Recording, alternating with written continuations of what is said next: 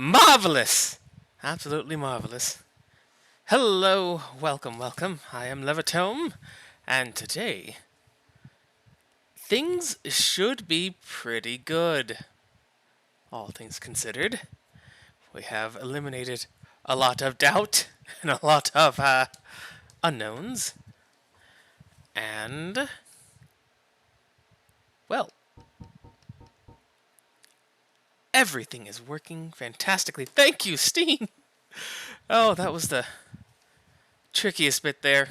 Uh, and the game audio is being picked up properly. I would hope.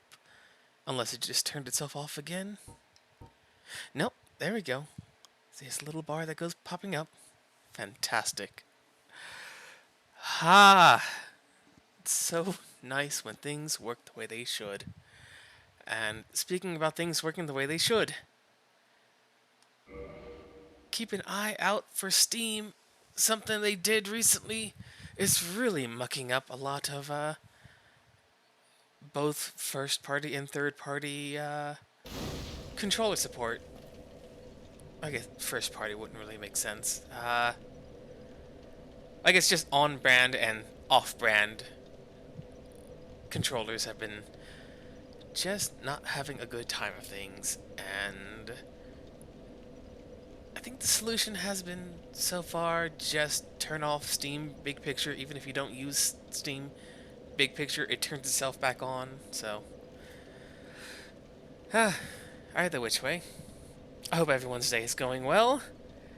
Things are looking up every second. Things aren't exploding, which ideally is you know, a lot of the time things not exploding, that is.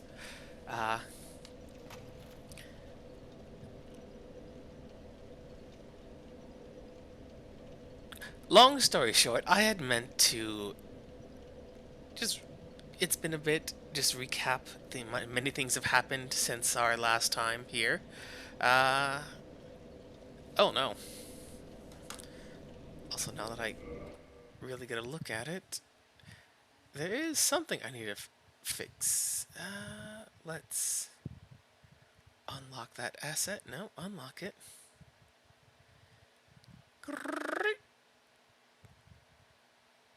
Oh, wait, why isn't that?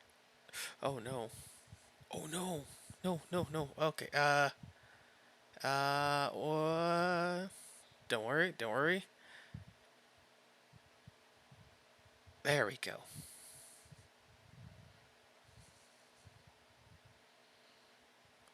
Oh, hang on.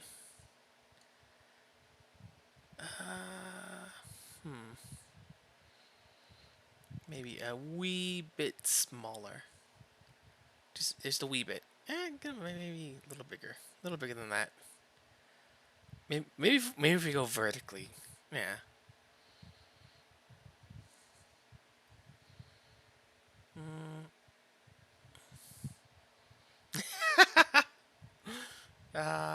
That looks good. Yeah? Yeah, I like that. Yeah. Yeah. Fantastic. Okay. At any rate, things are going well. All is looking up. And oh, there we go. So last we left off, we dealt with Seath. We traveled to the bottom of the Great Hollow. We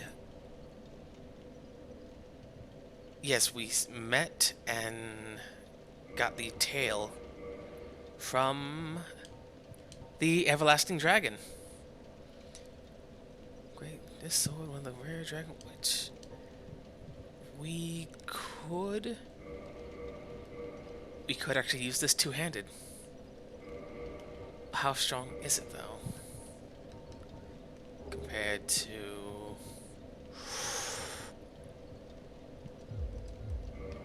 well, let's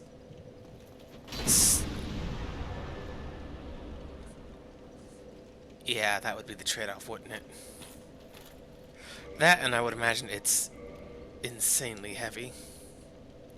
24 versus 10. Yeah, I mean, it'll be nice to use that eventually, but for now, we're not going to touch that. But we talked about the dragons, the murkiness that is the origin story of this land we find ourselves in, which to this day may or may not be factually accurate.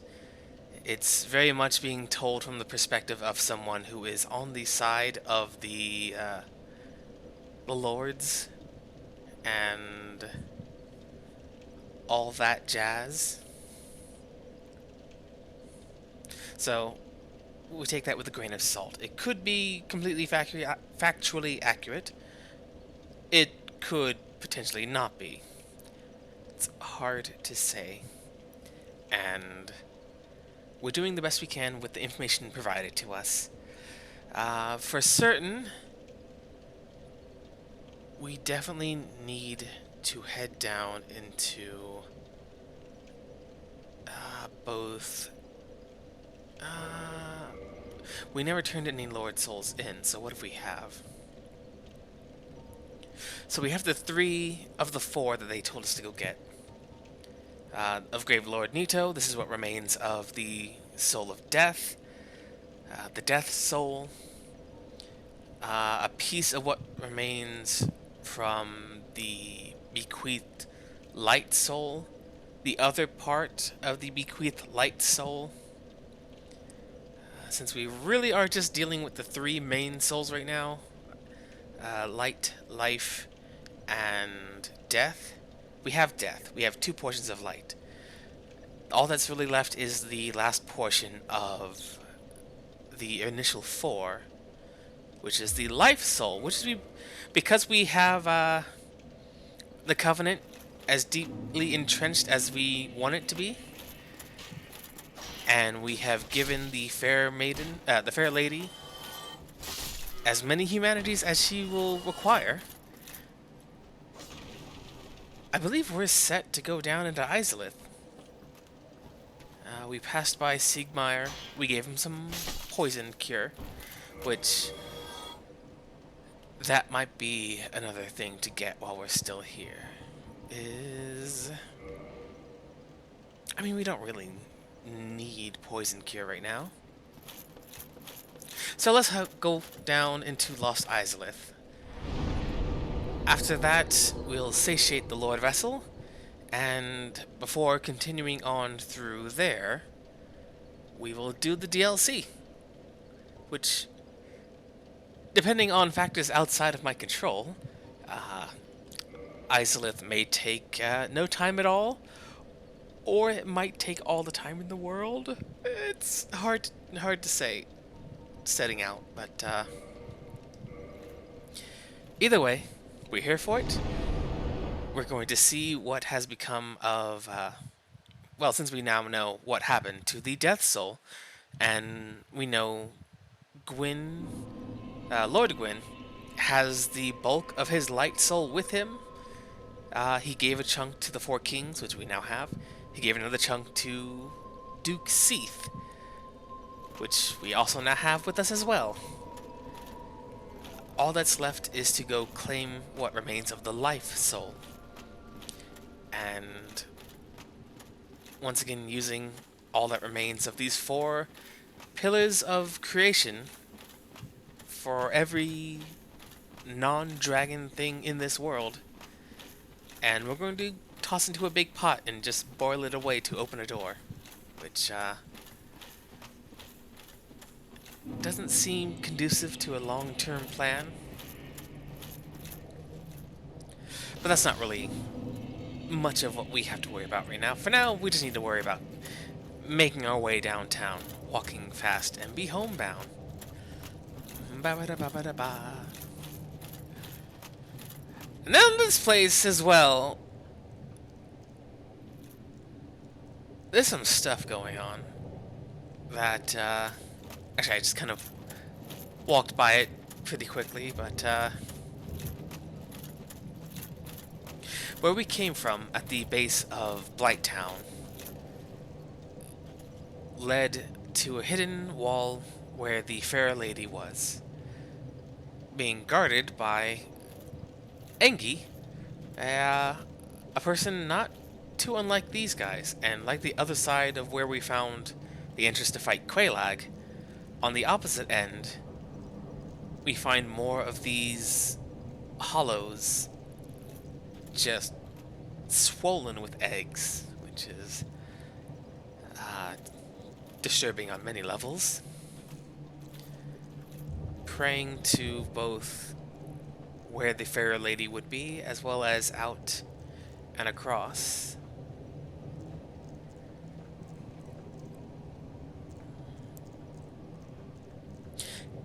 It's kind of a bad scene down here. Ideally not a place anyone should want to mill around for too long, as we can tell there's quite a bit of lava, or I guess this would be magma, as we're still inside the it's not a volcano, we're still inside the source.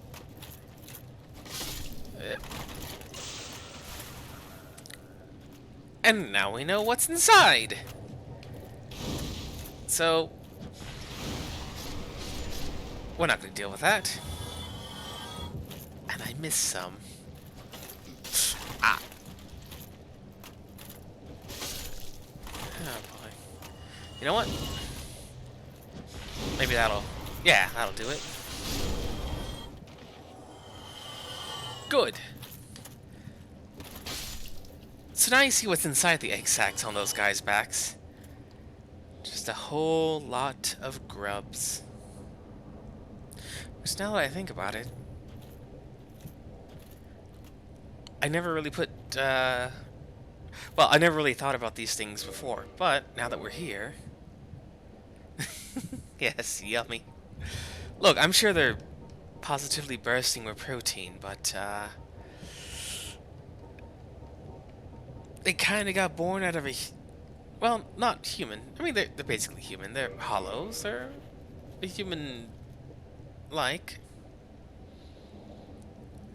But, like, just taking a look at them,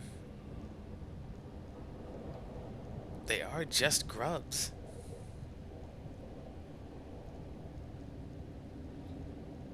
Larger set of mandibles, smaller mandibles up front, many little eyes along the face. Long, wormy bodies, full of life. Ugh. Ugh.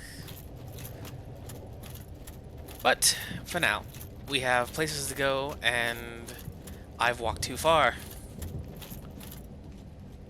Okay, he doesn't want any. They are some sizable mandibles. Like, those are... kind of... Well, you'll see. It's fine, though. We have a lot to take care of today, and unlike the other zones, the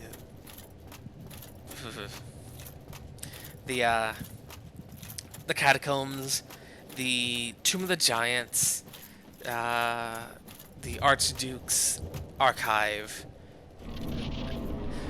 those areas I have pretty good sense and grasp of them inside and out. Where am I doing this? It's all good. This upcoming area I tend to save for last because it's always the most difficult to traverse, while also keeping a decent mental map of where everything is and exactly what needs to be where. And there's this friend.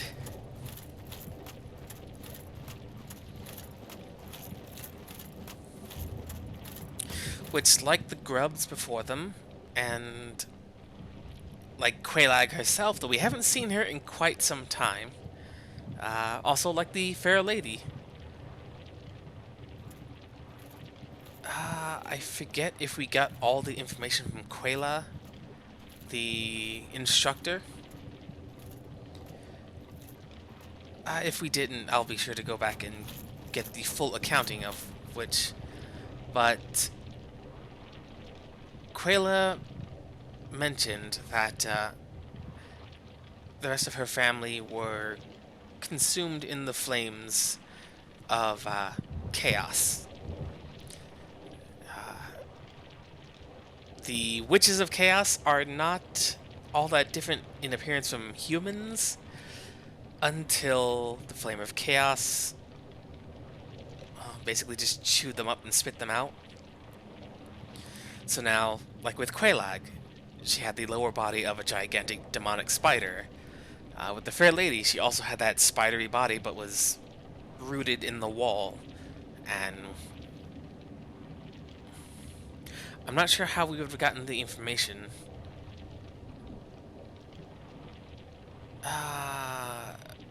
After this we'll double check on Quayla. In fact, I may end up spending all these souls on leveling up our flame. But a lot of things from the Chaos Flame create these arthropod, insectoid, chitinous mutations and virulent offspring. Like this creature is clearly not having a good time. Whether that's his mouth or his mouth is up there, he's clearly not having the best of a day. But funnily enough, he's not hostile. And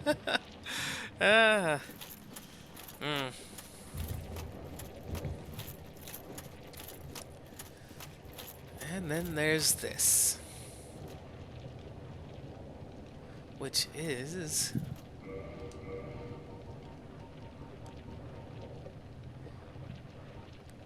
definitely not. There we go.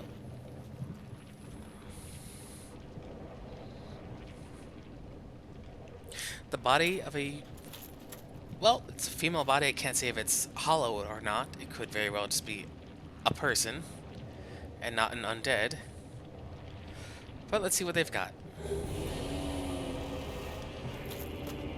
And he did not like that one bit, which is unfortunate for me, as fighting him is a bit of a chore.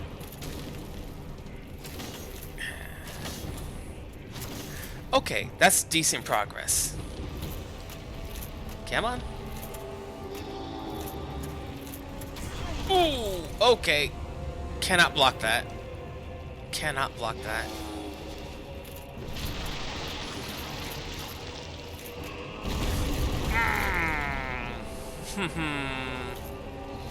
Okay, we get a few swipes. Now drink. We're just gonna have to basically tank through that.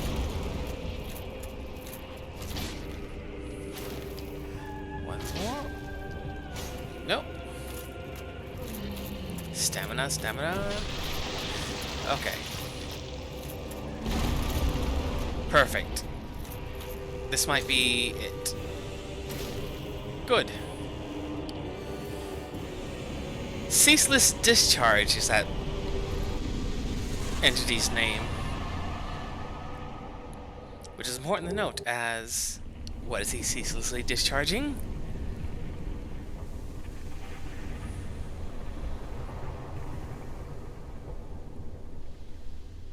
A lot of lava.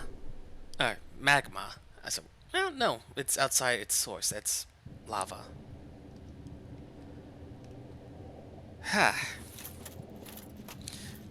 But yes, we picked up a set of gold-hemmed cloth.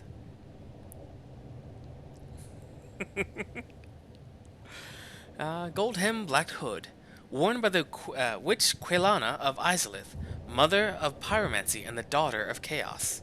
She wore this gold-hemmed black hood before even the Age of Fire, and it offers strong resistance against fire, poison, and other perils. Let's put that on just to see what we are dealing with exactly.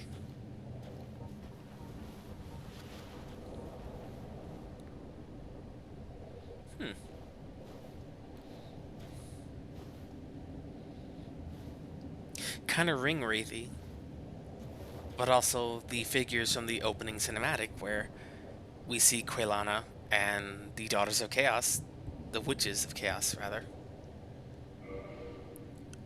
Wait, were they Witches of Chaos at that time?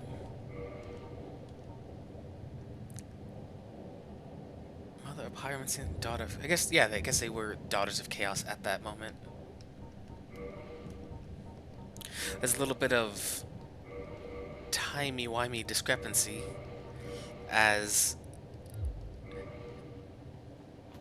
it's a little tricky to tell exactly when things are supposed to have happened. As before the first flame, there was just a big nothingness, but there's still people who existed before the first flame, and entire family trees that existed before that. If Lord Gwyn's uncle, Old Man McLeod, actually existed as an uncle and not just like, oh, he's an elderly figure of authority to Gwyn. So he's his quote-unquote uncle. If not, it's immaterial at this point. But yet more people who existed ever since the dawning of the Age of Fire, which is when the 4 Lord Souls were found in the first flame, and mankind was able to flourish. Also, looking down and around, now that the lava's gone,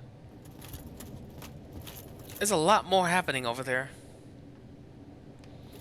A lot more. And that's gonna be our problem to deal with. But that's alright. We have this huge, honkin', super strong sword. We have a lot of power behind each strike. So ideally, all that'll really stop us is our own greed. Actually, you know what? Let's take a seat and spend some of these souls. Wait, no, not spend souls on leveling up.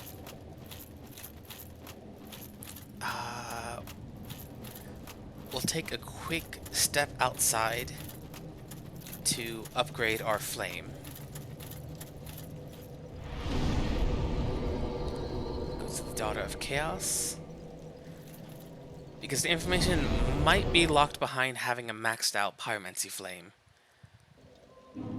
And if I can get that information before heading in, that would be fantastic. So let's go ahead. No, drop. Let's go ahead and spend what we've got. We don't really need to be carrying around all these pocket souls. So, best to use them. Well, best to use them when we need them. And when we need them is right now. Let's find out what we can do. Are you prepared to dedicate yourself to our fair lady? Then I will make available whatever you require. If you need something, ask me first. Modify equipment. Oh, that's a lot. Okay, so one more, so 25 for 250,000. Holy cow. Okay. There we go.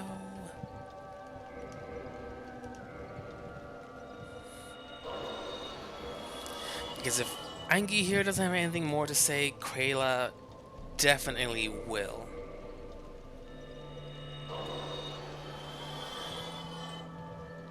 Plus, this will also get us those pyromancies we did not yet buy. You again. Modify equipment. Plus 15. There is nothing to say to you, except if you lay a hand on the fair lady, you should be prepared to face my wrath.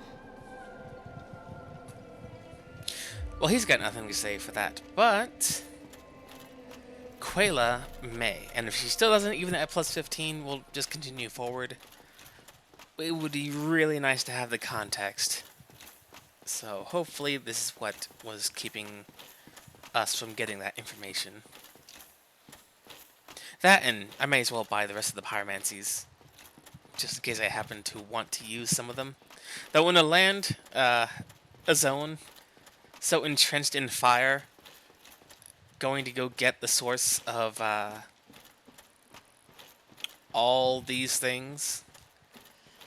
Fire is not the best tool to take when you're fighting flame beasts. Granted, it won't do 0 damage, but it will be far more beneficial to just swing instead. Which is fine. We're kind of built for swinging.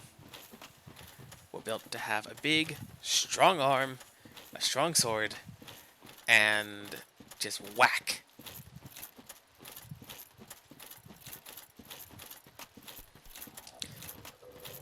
Hey, buddy. Ah! You know, that didn't hurt nearly as much as it used to.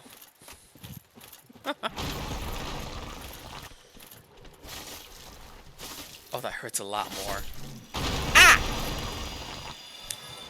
Cheap shots will not be appreciated. Alright. I'm wearing the wrong ring.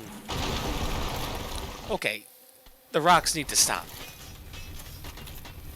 Friend, the rocks need to stop. Yeah!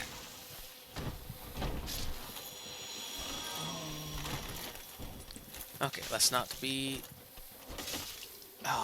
silly and die to mosquitoes. How about that? How about we don't be silly and die to mosquitoes? Oh my god, why can't... Okay, good. Ha! You... Be gone. Chloranthe... Rusted. There we go. Now we can most certainly get the information we're after. Hopefully.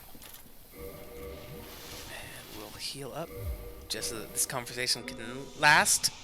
Ah, There we go. there you are. I was expecting you. Let us begin.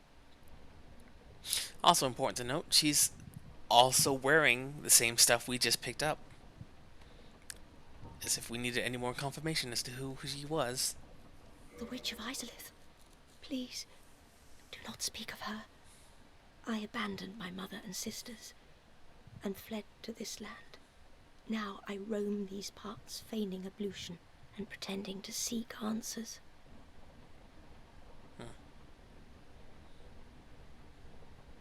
Ablution, I believe, is when you are, like she described, seeking absolution.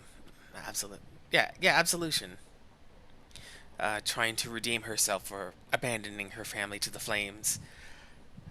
Though she does say specifically that is all in pretense. She's not really doing that. Pyromancy is the art of invoking and manipulating fire. But remember one thing. Always fear the flame, lest you be devoured by it and lose yourself. I would hate to see that happen again.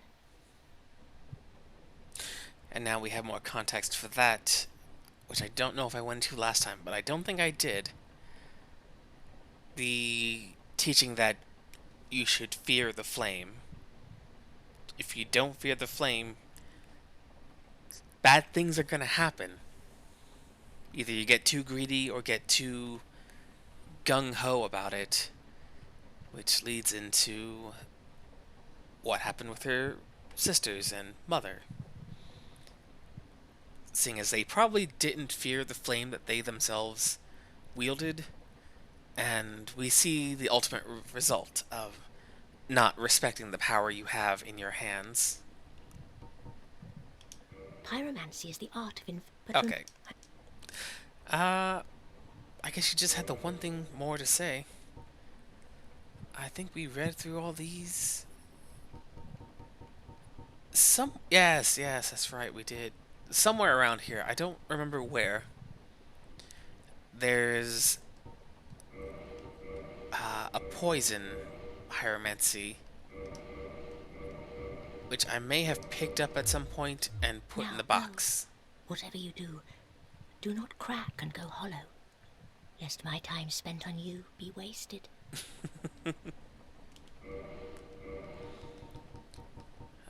Let's see. Some hero souls. Is that enough? Ah, you again. I applaud your diligence. But what have you brought for me? Great combustion, so... Oof.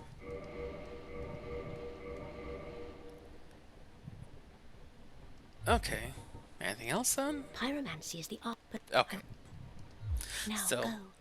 Whatever you do not crack and go hollow, lest my time I just had a realization that, oh, no, I hope I have enough. I might have spent some souls, prematurely. I applaud. No, okay. For a second there, I thought that she would have turned Pyromancy Flame into Chaos Flame. But that's not a thing, I hope. But also... No luck. Well, young pupil, you must have patience, but do not keep me waiting much longer.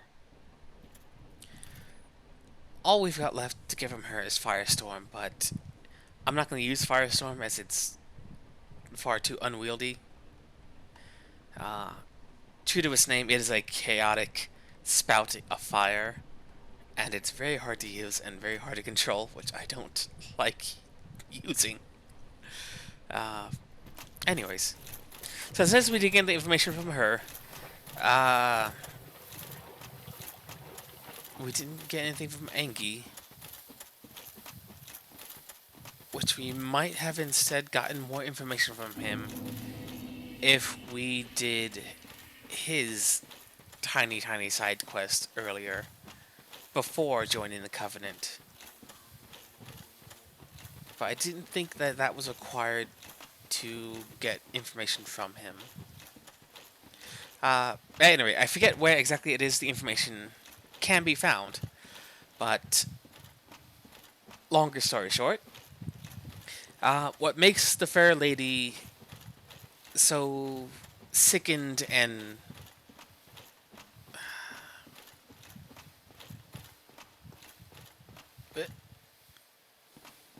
hang on. Oh no, I see geometry clipping. Don't look too close.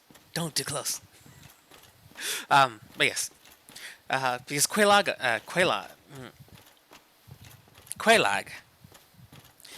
the sister that we fought in that room right behind us before coming in here during the bell, very clearly was not a pale white shell of herself like the fair lady is, who is in constant writhing pain and hidden behind illusionary walls guarded by both Angie, which, if we got all the information I thought we should have had by now.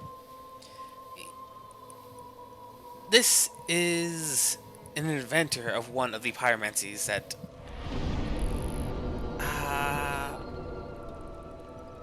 actually, I don't think you can deposit spells. No, you can't. So we would need to have it on us right now. Wait, where am I? There we go. If we picked it up, we would have to have it on us. Fire whips. Okay, then I just didn't pick it up this time around. Suffice to say, this is Angie. He is a creator of a few different pyromancies, often ones relating to poison and toxin and the manipulation of these virulent diseases. The reason he's here is because of the Fair Lady, who, unlike Quelaag, is mutated beyond the ordinary spider body mutation of the Daughters of Chaos like Quelaag had. She's also in constant crippling pain because once upon a time, back in the before times, before Blighttown was renamed Blighttown, there was a sickness that started to spread, and Quela, in her compassion and willingness to help others, regardless of the cost to herself, swallowed the poison into her own body. It's what I believe makes her basically, not to say crippled, but like it's literally destroying her from the inside out, and that she is hidden behind the illusionary wall, expects us to be Quelaag when we speak to her using the old witch's ring, allowing us to speak the tongue of the witches, and that she can't see us and can only faintly detect us with the ring on top of Quelaag being situated in a place that would guarantee her a steady income of undead carrying humanity on them, giving that humanity most likely to her sister here, who at some point was made into a bonfire maiden to alleviate her suffering. The reason that she's suffering is because she did take on that blight into herself, which, seeing as it's doing this to her, and there's still some really bad blight still outside, it was bad. It was real bad. If what we have right now is as bad as it is right now, it was real bad worse. Way back when. But it's also why, like, I prefer, if I'm going to involve myself in any covenants at all, if I can't work with the Moonlight, the Dark Moon Knights, then I will work with the Servants of Chaos, as that covenant exists to help maintain the Fair Lady, who took this suffering upon herself willingly to help the people of Blighttown. It's by no means a perfect system, and there's only so much we can really do. But seeing as we did kill Quelaag, one of the only people around who could have helped her herself, it's only right that we do what we can. And these guys,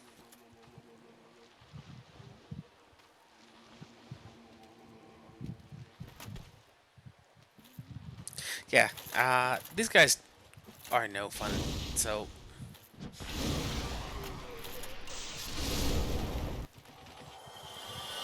fire good. These guys, fire is very good. There are only two hostile ones, and I'm not too sure why that is. The rest of them still prey, and as they are carriers of eggs, these are the Fair Lady's eggs. And they're the ones that are still viable, as the ones still connected to herself have gone still, as she said, which is a real bad deal. That said, don't get bit, don't get got by the egg carriers, because they're not here to help you. They have probably long since gone mad with the sickness. We don't want to get down with that sickness, not so. No siree. That said, I don't remember anything of value being way over there, which is a shame because look at all those first bosses of the game. Well, first real boss. I don't count Asylum Demon as the real first boss. He's kind of the tutorial boss. But yeah, I don't recall anything of real value being over there. So, we're gonna go this way. And we're gonna look at the other. Ah!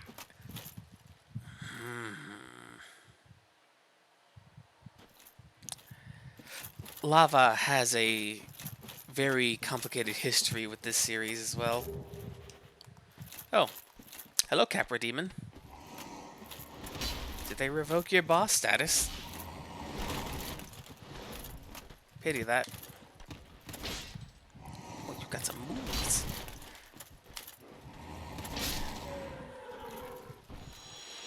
But not good enough, Capra. Ooh. That's a rare drop. Great Demon Machete.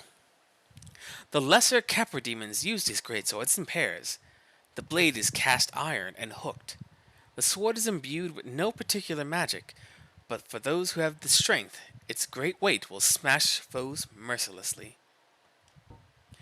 It's an ultra great sword. A very good one, too.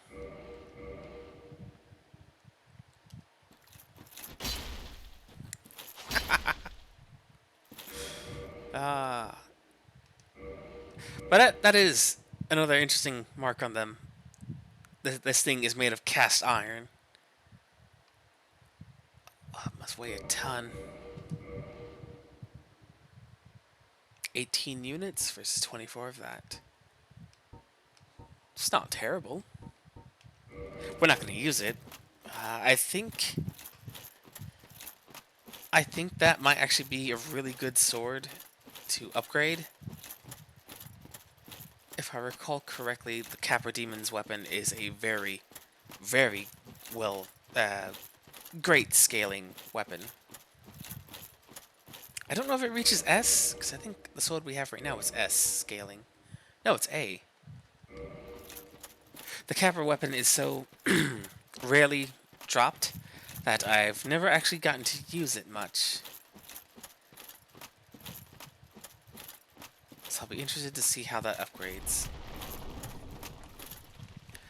Also, can you tell this area was kind of rushed?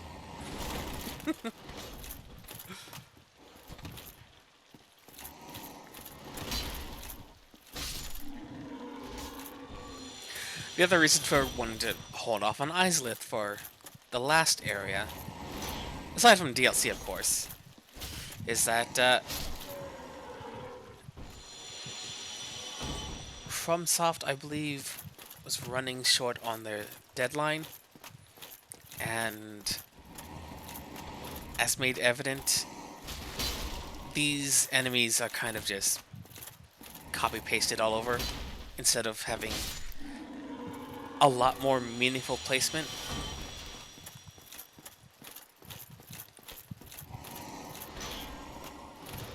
Which is not normally indicative of how FromSoft designs, designed this game.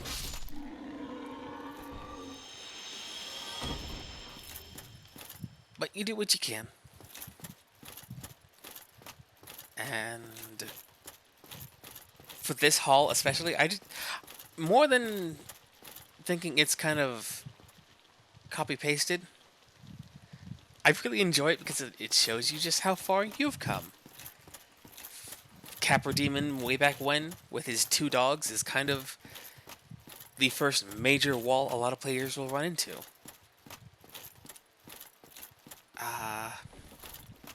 There we go.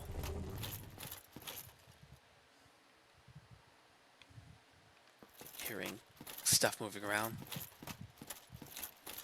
But we've come a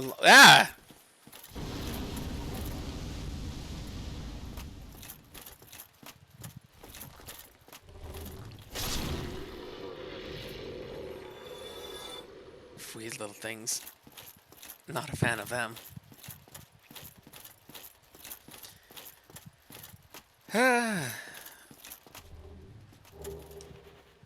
Oh.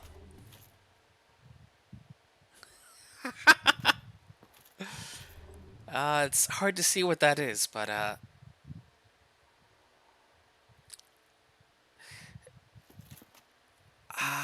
that is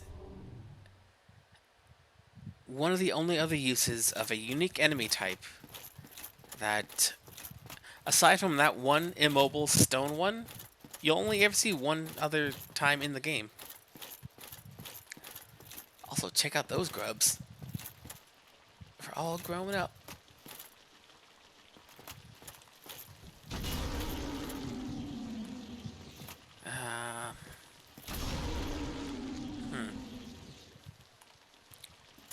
How do you like fire, demon? I mean, he doesn't hate it, but he's not indifferent to it. Yep. Right. No focus points. This is old school casting. We're casting with Vancian rules here. Which means I win. Light the bonfire.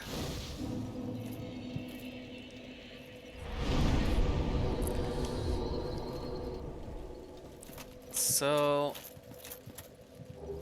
two things. One, we can see that petrified creature in a little more detail here. Which, looking at it from here, that is a centipede demon. Which will show up in many different FromSoft games. Which is fun. But that was the thing I never really put together until really looking at the grubs this time. That they appear to be the same type of creature as those big worm enemies. Let's switch to fire. A fire shield will work much better against fire than the magic shield will. Oh, this is fantastic. I love this. It's been so long since I've just played a big, heavy, I hit you guy in this game. And now we fight another Taurus demon. Don't step on me, that's rude. Fantastic. And there's another buggin. I hit their faces. You know, maybe that's not the same species as the little grubs. Unless, no, I mean, it could be. The infant stage, or the pupa stage, may have the few little grabby legs, but the adult form might just end up growing additional ones. Hard to say. I'm not getting too close to that one because there's nothing over there I need, and I remember fighting this guy was super annoying. He doesn't pay worth a dang. So there's really no benefit to going over there. Not like over here. Over here there's a great benefit. But I don't remember what it is, but I remember going over here was well worth the effort. What? Jump off. Well. Wait, did we ever... Did he drop his weapon when we first fought him on the bridge? He might have...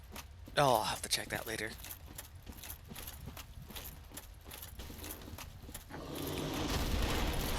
Ah.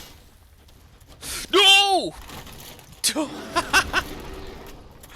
He may not kill me by hitting me, but he might scoop me off the edge. Oh boy. Hey buddy. Do you want to let me go? He does not want to let me go peacefully. Ah! No! No! Right. I forgot you did that, buddy. Ah! Okay. Okay. Uh, in the games before Bloodborne and Dark Souls 3 and Sekiro and Elden Ring, you would have to worry.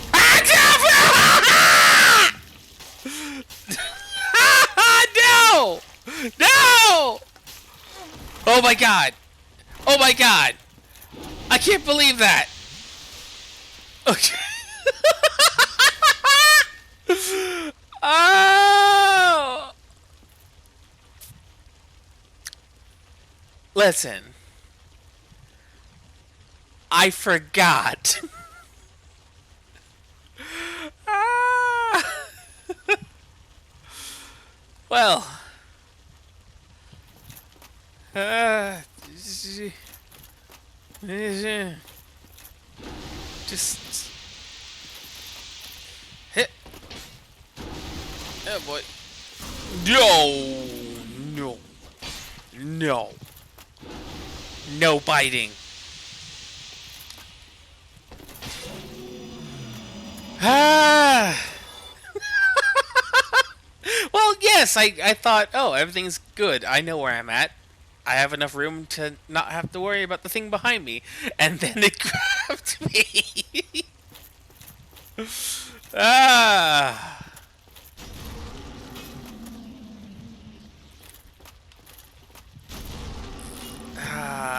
I forgot how far they can actually reach.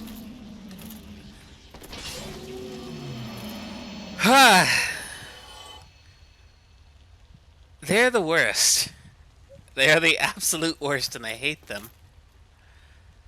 You mimic? No, you're not. Okay, what were you? What were you that...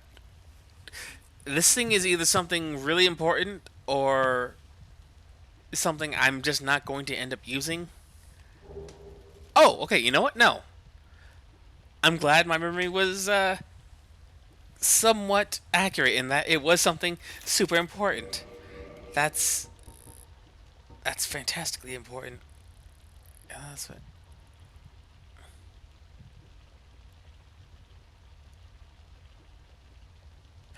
No, it's not, because I'm not going to use this. Large flame ember. Ember required for weapon ascension. Large flame ember used in ancient rites. Handled only by blacksmiths knowledgeable in ancient methods. Ascends plus fire weapon. Allows reinforcement to plus 10. The most powerful level for fire weapons. I have a normal weapon, and plus 15 is as high as it goes. Which I only have a 14 because I never got a slab. I don't even remember what I was saying. I don't even remember what it was.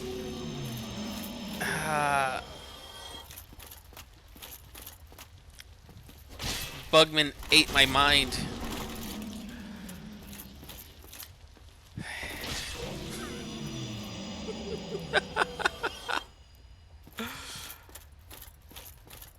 Something about the Taurus demon.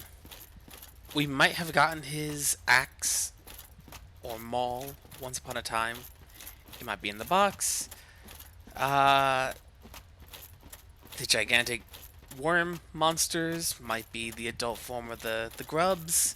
Hard to say. Maybe they grew more legs, something like that. Weapon durability.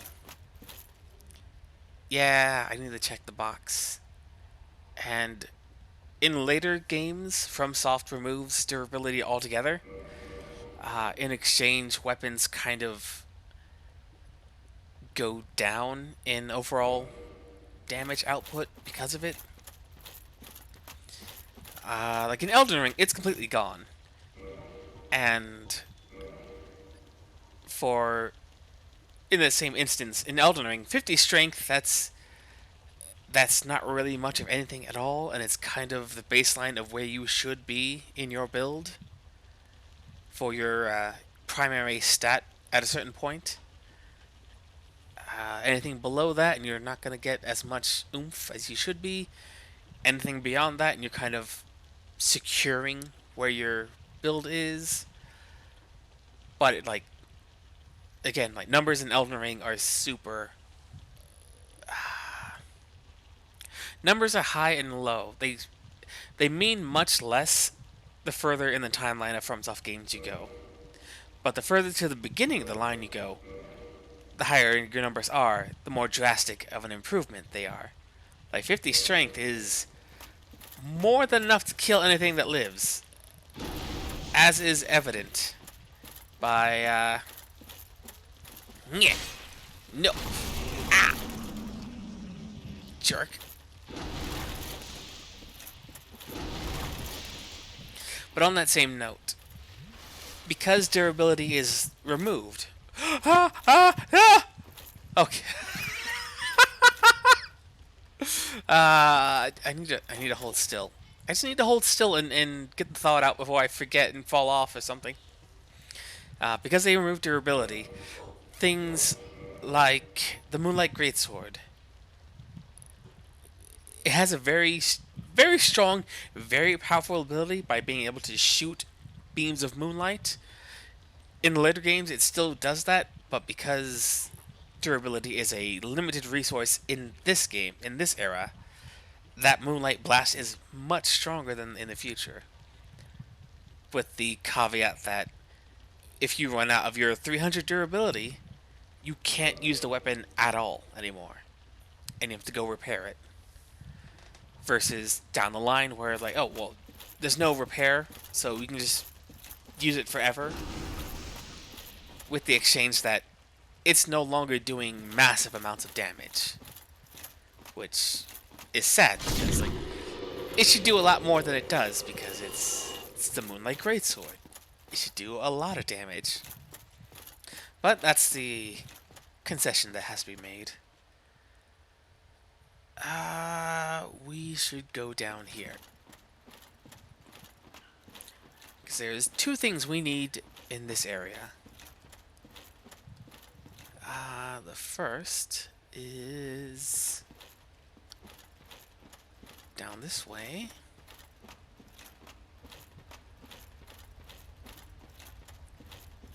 Because a long time ago, at this point, I had a poll on my Twitter, which, if you don't know, I have a Twitter. It's where we keep a lot of things up to date with what's going on. If we're playing with friends, if we're doing something special in various games. A lot of it is just a lot of fun stuff I adore looking at. But once upon a time, we had a poll. And that poll was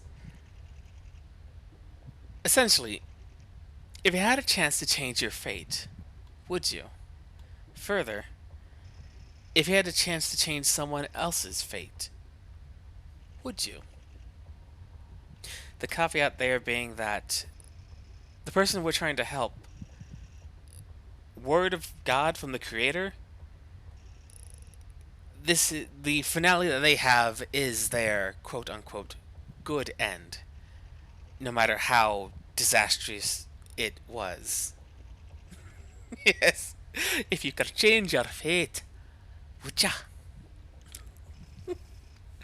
But the question posed was, like, if we could alter this character's finale into something that, in our own point of view, a better finale,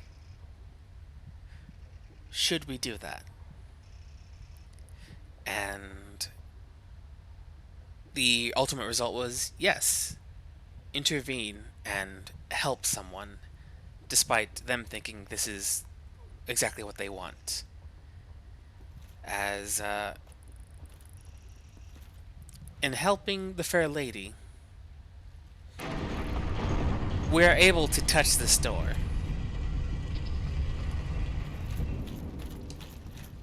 An important thing that we discovered in that last room, these things drop sunlight metals. And one of them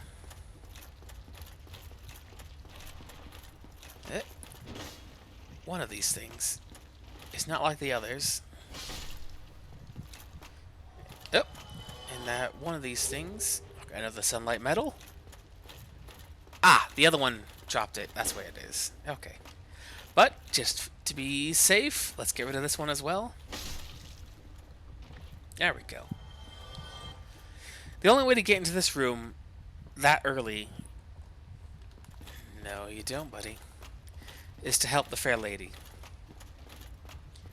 A character who, through her own selflessness and compassion, took on the burden of all of these people's suffering with this blight that could not be cured and could not be removed and could not be contained. Through helping her alleviate her own pain, we gain access to a few notable pyromancies, as well as, if we give her 30 humanities, we're able to open that door, as we have deepened our commitment to her covenant enough to be recognized as more than just a passing outsider. Now, that allows us to open this door and to come here before someone else could walk through this area. Now, why that's important is this is the sunlight maggot, which is a loathsome parasite that inhabits Lost Izalith. It is completely immobile, yet still lives. When worn on the head, it emanates blinding light, which is why it is known as a sunlight maggot. Now, we could wear this ourselves, and to be true, it is a very valuable source of light that, had we come here before going into the tombs of the giant, we wouldn't have needed that lantern. But I wanted to save this area for last. Most importantly, because going through the Tomb of the Giants also gets us patches. And patches made a very important note about one certain Solaire of Astora, that while he's an idiot and a buffoon and a complete moron, he's also very, very strong. So maybe just watch out for him. Solaire, who we have met with in our own journeys, crossing paths, often for jolly cooperation, until last we saw him, he seemed pretty down about himself, having done all these heroic feats of exploration and adventuring, only to find that he was no closer to coming to find his own son. S-U-N, not S-O-N, of course. What that actually means is unclear. As far as Solaire is noted to talk about it, it seems he wants to find a son so he could be like so grossly incandescent as the sun, to be as warm and comforting as a father, and by all rights seems like he just wants to be able to do the most good for those around him, which is admirable, but he's also kind of dumb about it, so he doesn't really know exactly what he wants aside from finding a son to call his own. And if we do not assist the Fair Lady's covenant, if we don't give her enough humanity to assuage her suffering, and we never unlock that door in the back, then he reaches this point before we can. In this very desolate area of demons and fire and hell flames, this is where he finds the sunlight maggot. Now, for someone who has run up against the wall and kind of been thrown to his wit's end as to how to accomplish his goal, if we don't get there first, and Solaire beats us here, he finds the sunlight maggot, and in that he finds his own son. And that's where his story will end. And we can find him down here, just having lost his mind, babbling incoherently, and hostile, as he will attempt to attack us. Which, suffice to say, does not end well for him. Director Miyazaki has stated that this is his good end, as he found what he was looking for. He believes he found what he was looking for this entire time. So, if there was going to be a good end for Solaire, finding that maggot would have been it. And that's kind of horrifying to me. And it's not one I particularly enjoy. And that's the kind of thing that I always wonder. Like, yeah, I don't want him to have to go crazy in a dark hole because a bug is shining like the sun. That's kind of a bad deal for him. It's most certainly not finding what he was looking for, as despite all this time we've run into each other, yeah, through our shared hardships and our shared successes and victories against insurmountable odds, to have his story end in a deep, dark hole, having gone insane from despair, is not an ending befitting a hero. The fact that Director Miyazaki says that this is his closest to a good ending as he can get, as he at least thinks he found what he's always been looking for. On the one hand, he's happy for the most part. On the other, no one deserves that. So it's kind of trading away his immediate happiness for more searching, more discovering what is out there, what is potentially any of this. So it really comes down to boiling. It's a weird happy. Well, yeah, it's from this perspective, from Director Miyazaki's perspective on Solaire. This is as close as he's going to find what he's looking for, and finding it where he has is the closest he's going to get to getting what he's looking for. Which, for some, sometimes you have to settle for what you are able to attain with your own two hands. But in my mind, we are here and we can help. We can reach our hands out, take his and ours, and we can walk together forward into the next dawn and not just languish in the dark forevermore. But then I start to wonder, like, is that a selfish thing? Am I being selfish in that I don't want him to just have what he thinks makes him happy? Like, how much of that is my own selfishness of going like, no, you're not happy, dude. I know better. Do this instead. And it's a fun thought exercise thing. And anyhow. As of right now, we have altered that course of action. In many people's games, they won't have done the same thing. So in theirs, he would have found it, and that would be where his story ends. In ours, his will continue forward, as we shall as well.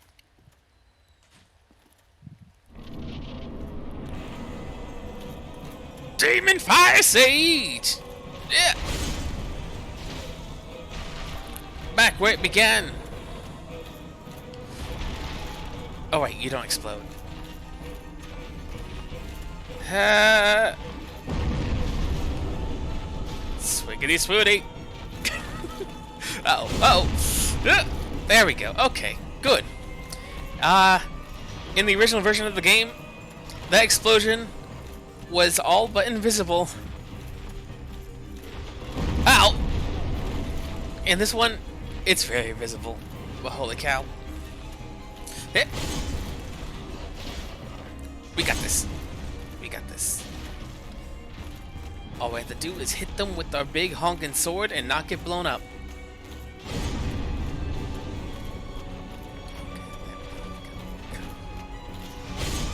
Yeah. Yeah. Yeah. Yeah. Dark Souls 1, numbers are high. Come on. No? Yeah. Okay. Carve him up like a Thanksgiving turkey. Yeah. Right, no explosion. Yeah. Damn it. Times like these, I really miss my Zweihander. No! Damn it! It's fine. Well.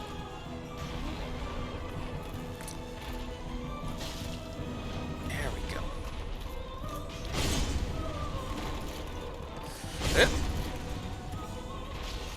Two more. Let's make it one more. Ha-ha! Victory achieved. And we got from him a humanity, which is always confusing, as only humans should have humanity unless the creature has either eaten a human or once was human.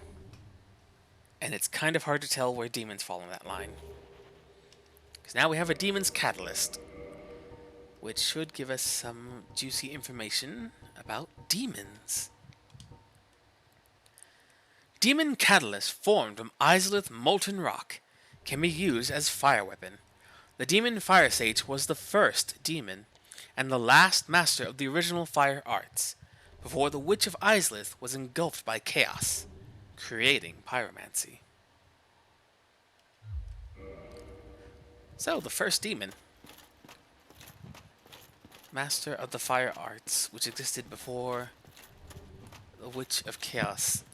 The Witch of Izalith fell to chaos, creating pyromancy. So pyromancy is a creation of chaos, which, given we know the Witch of Izalith was in possession of the life soul, and at some point, it might be the description on her soul that'll give us the fullest information. But it makes a lot of sense that all these strange, malformed, overgrown creatures are all stemming from what to say exactly right now. Having the soul of life in her possession. Oh, right. Given each of the Lord Souls was unique not only in their power set, but also exactly what falls within the realm of their soul.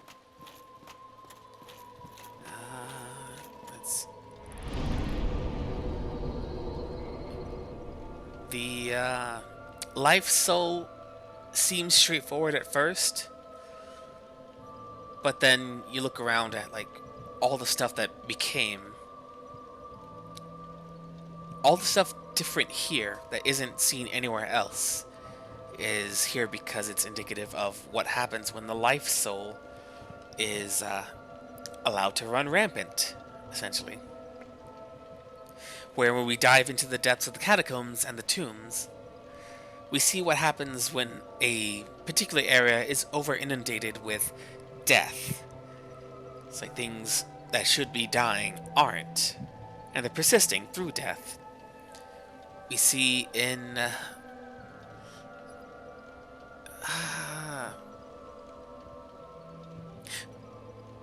we see in Anno Londo how an area completely dominated by light is so easily overrun and just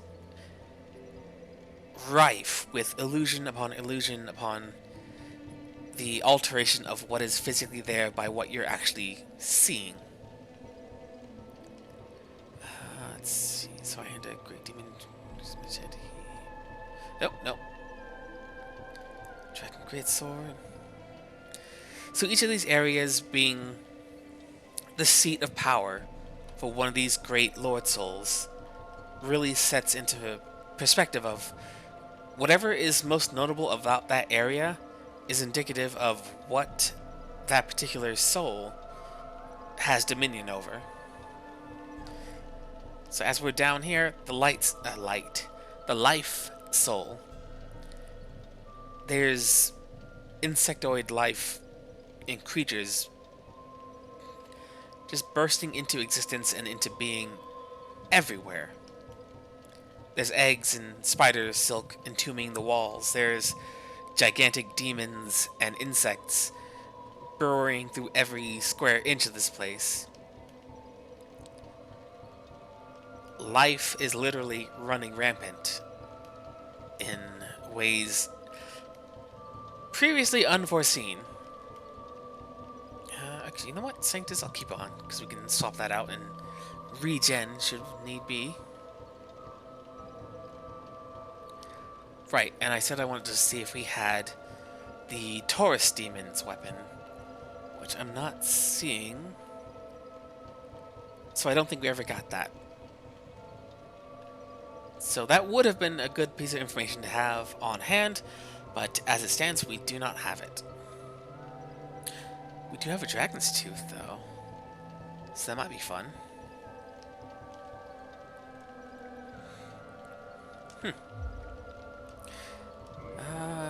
Let's spend this while we've got it.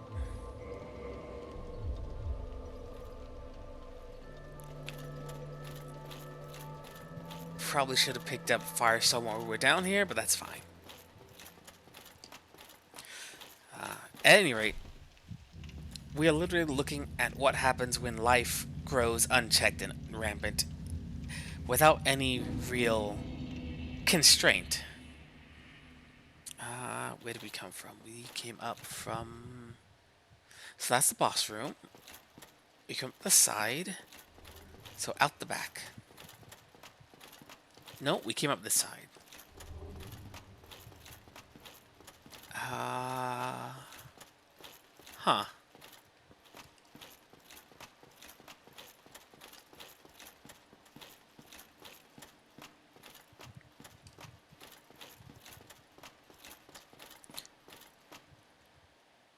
Yeah, that is the boss room, isn't it? Yeah, may as well give it a look. Yeah, this is the boss room. Okay.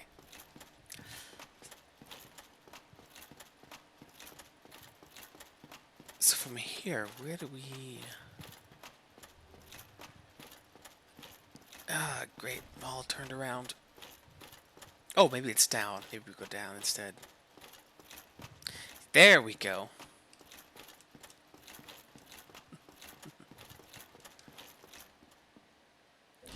We light the bonfire, and we head on down.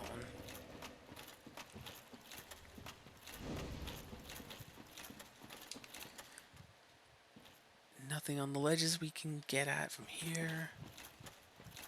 Okay. And we'll have more to talk about the Light Soul once we do the DLC. And why is that red there?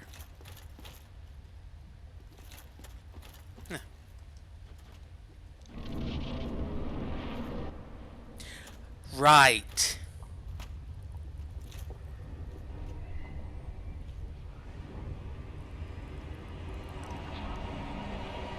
Oh, hey. Well, look at that!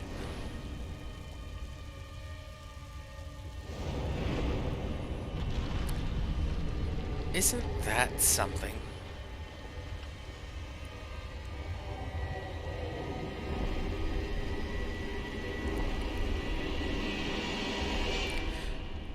I forgot the petrified centipede demon actually comes to life in this fight. Now, as we saw earlier, lava hurts. Lava hurts real bad. And he's not gonna come in closer, is he? Buddy. I kinda need you to come closer, buddy. Oh boy. Okay. This is not super cool and fun. I need you to come closer. There we go.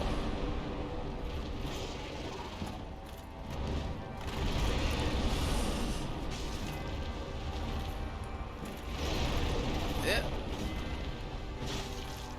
Ah, it's so hard to see. Yep. Wasted that heal. Yeah. Oh no. Ah! This would be a much different fight if I could walk in lava. Ah, damn it. Okay, okay. Okay. Let's see. Oh boy. Oh boy. Roll. Ah, jeez. Come on, come on. Oh!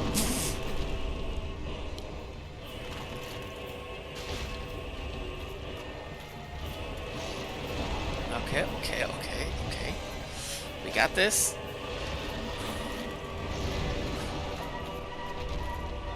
Good.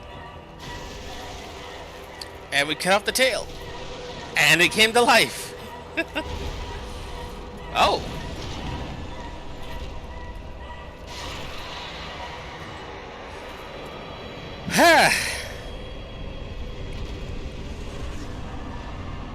Okay. That fight definitely goes a very different way if you have some kind of ranged attack that isn't fire. Also probably would have helped if I put on a better ring than this because I forgot I was wearing it. Orange Charred Ring. Reduces fire damage. Lava damage, rather. An orange ring enchanted by a witch. Reduces lava damage. Since his sores were inflamed by lava from birth, his witch sisters gave him this special ring. But fool that he is, he readily dropped it, and from that spot a terrible centipede demon was born. So yeah, Ceaseless Discharge is the brother to the Witches of Chaos. What that means, I don't really know. Well, Witches of Chaos, the Daughters of Chaos is what they are. So, whether that means all the Daughters of Chaos are women, or I don't know. Maybe he wasn't a witch himself, but was someone who worked with them that they considered like a brother. I don't know. But, to help him with his ceaseless discharge problem of lava, they gave him a ring that reduces lava damage, and then he dropped it, and it came to life, so... Oh well, it's mine now. But before we test that out, let's see what lava damage actually does.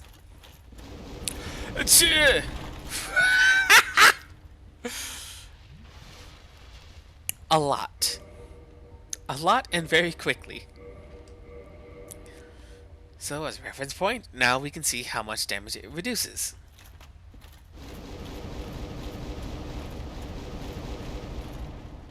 That's bananas. That's ridiculous beyond all measure. it's not quite a negation of the whole effect, but it may as well be. Especially coupled with, well,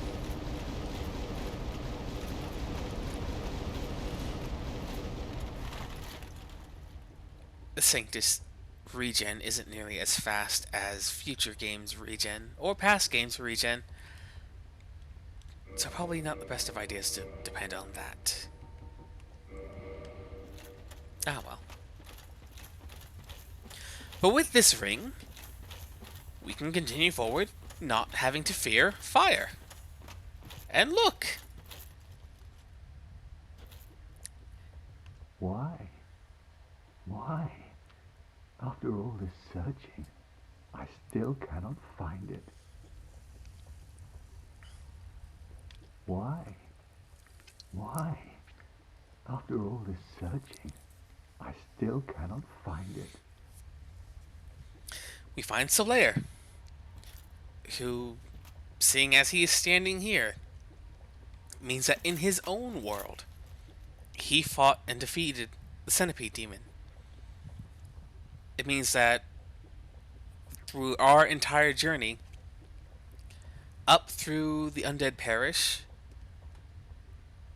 through the dragon, the Drake on the bridge, through Sen's Fortress, through Anorlando, City of the Gods, all the way past Ornstein and Smog, who we help him, well, he helps us defeat them, which, in this context of an NPC assisting in a fight, may have also meant that we helped him fight his. It's unclear as of right now in this game. In future games, they start doing more about assisting other characters.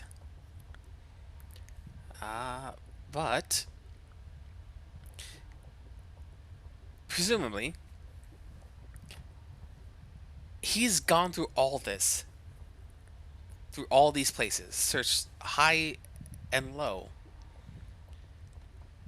He gets through all of it to reach the same spot we're in right now, and still has yet to find what he's looking for. And because of that, and just how mind-numbingly just lost he is, I believe that's what leads into him finding the maggot and just finally having some answer to his search, so that what he's been doing this whole time isn't for nothing.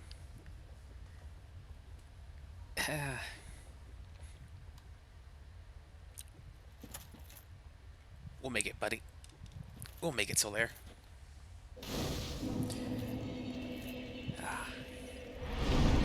We don't have much to say that we can say to him right now.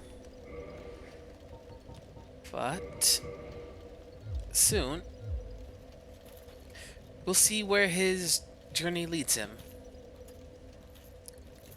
Why? Why? After all this searching, I still cannot find it. Which, sad to say, there's not much we can do to help him on his search, as he also does not know exactly what it is he's looking for. He'll know it when he sees it. Of that we can be certain, but for now, all we can do is carry on.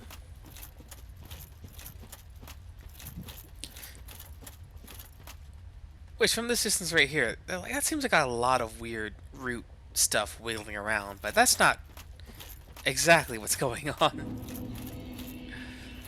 Lost Izalith, and one of the worst zones in the entire game. It has,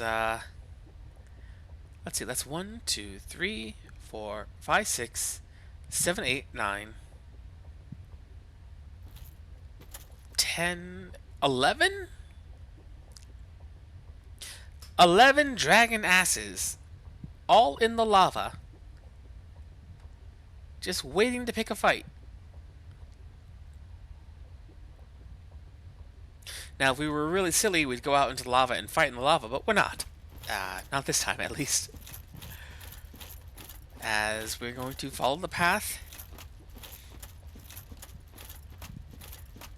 And I will try to remember where it is we're meant to go. Because it has been a long time. And I'm not 150% certain as to which one is which. It is a lot of asses. 7 asses. 11 asses. It's a lot of ass. It's a lot of ass. And it's...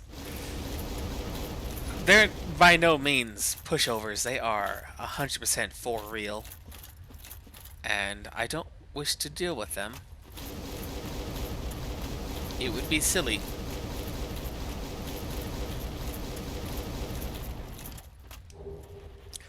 Especially since I can confirm they don't drop anything worthwhile. They give you nothing but heartache and problems. Which, to be fair, when you try to tackle too much ass, it's kind of what you're doomed to. Oh, hey buddy. Goodbye, buddy.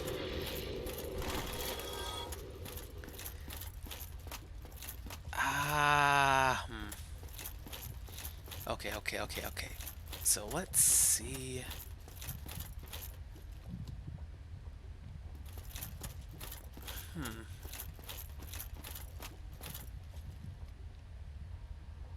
Is it that?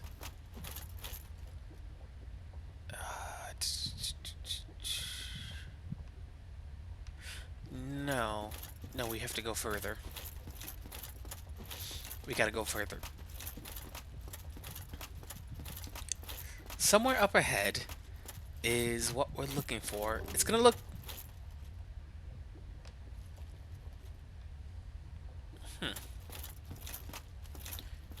Aha!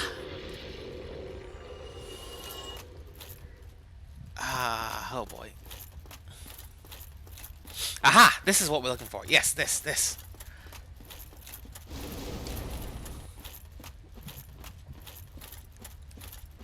There we go.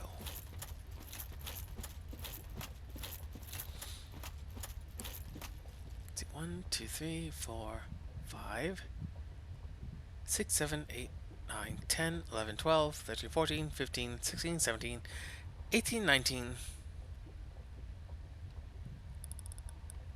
So, over 20. There are over 20 dragon asses. 6 of which are within 30 yards of each other.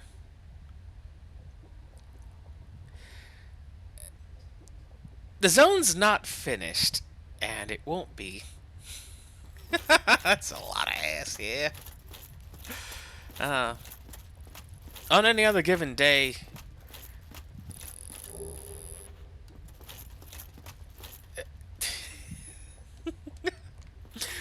On any other given day, most people presented with that much ass would be like, oh, cool. Nice. That is what I like. But, in this right now, here, no.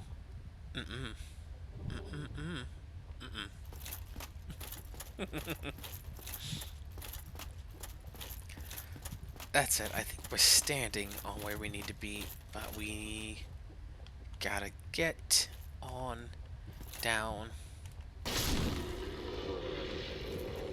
Yep. Is it you? No. Not you. Don't!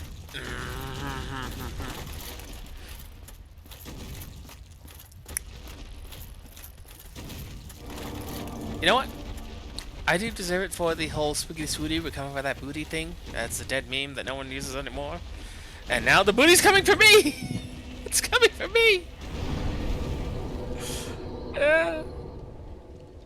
Okay.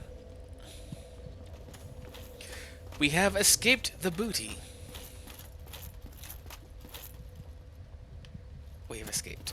And you know what? Since we're here anyways, let's just get a good gauge of how tough these asses are.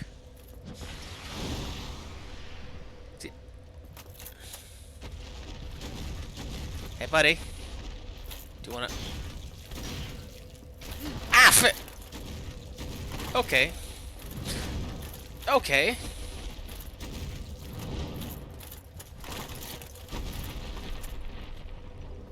I guess,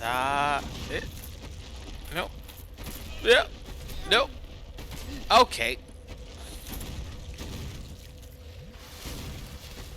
You ever been stun locked by... I mean... Yeah! Okay, they're not super strong. They're just more annoying than anything. I take it back. Take it all back. They're pretty strong. Okay. Can confirm those asses are nothing to trifle with. A lesser adventurer would have been utterly destroyed and devastated by those asses, but not us. Not us. That said, it gave us a pitiful amount of souls, so it's really just not worth it. I could see that if they drop dragon scales, that might be worthwhile to destroy. But I don't believe they do. I don't think they drop anything, if I recall correctly.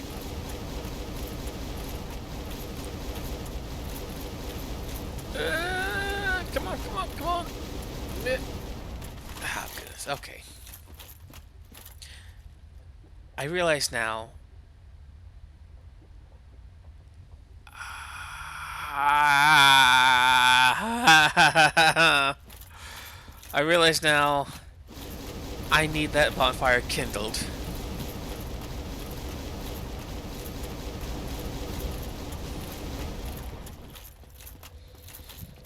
Because I almost forgot 3 very important things. Let's use... Let's see, I've got 1 to kindle and 2 more... Yeah, 1 to reverse, 2 to kindle. There we go. Because there is a very important thing that is very easy to overlook. When you're hollow, you naturally cannot be invaded. That means as well that where there are the NPCs who will invade, you need to be human to allow them into your world. Also, we're going to need a lot of healing because things are kind of going to go a little nuts.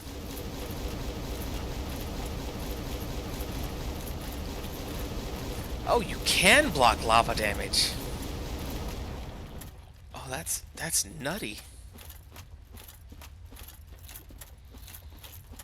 At any rate, that bonfire is going to be immensely important as it's the last one until the final boss of this area. And there is a lot of what I would call bullshit in between us and it.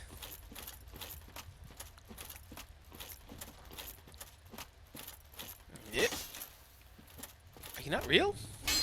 He's not real! You're real. Real dead?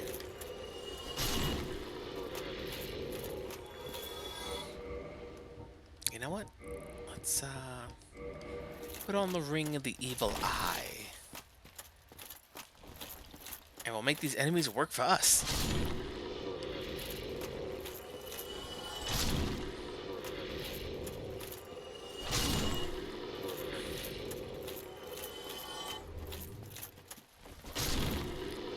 There we go. The Ring of the Evil Eye, apparently made with the eye containing the power of a horrible beast that attacked Astora. In ring form... in ring form. Every time we kill an enemy, we get a meager amount of healing back, which is great. Oh no. Oh no, I forgot where,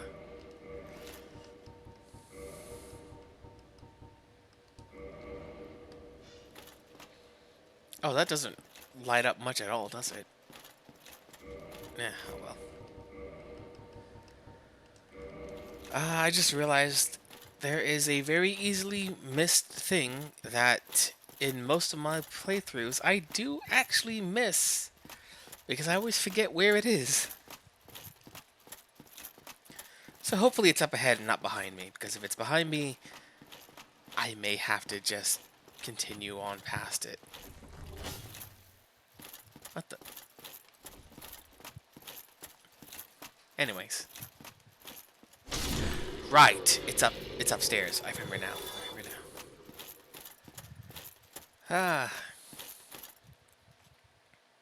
So, what these demons are, I don't really know.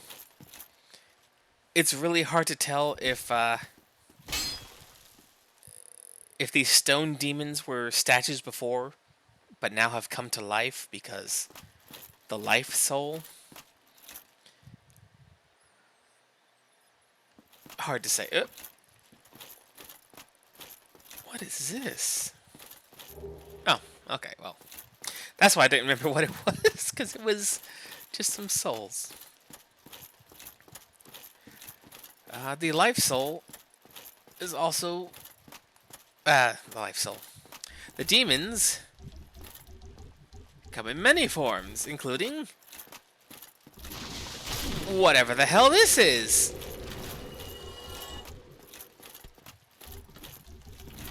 Oh, it's got... You know, if it didn't invariably look like a bunch of tapeworm arms and legs and a maw of teeth on top, it's actually kind of cute.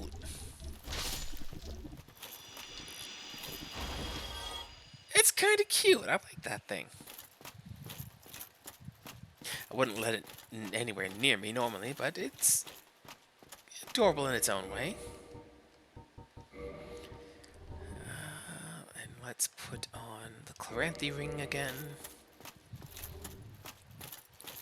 As we have a visitor, which we now recognize is the Daughter of Chaos, with an Izalith catalyst and Dark Rate Kirk,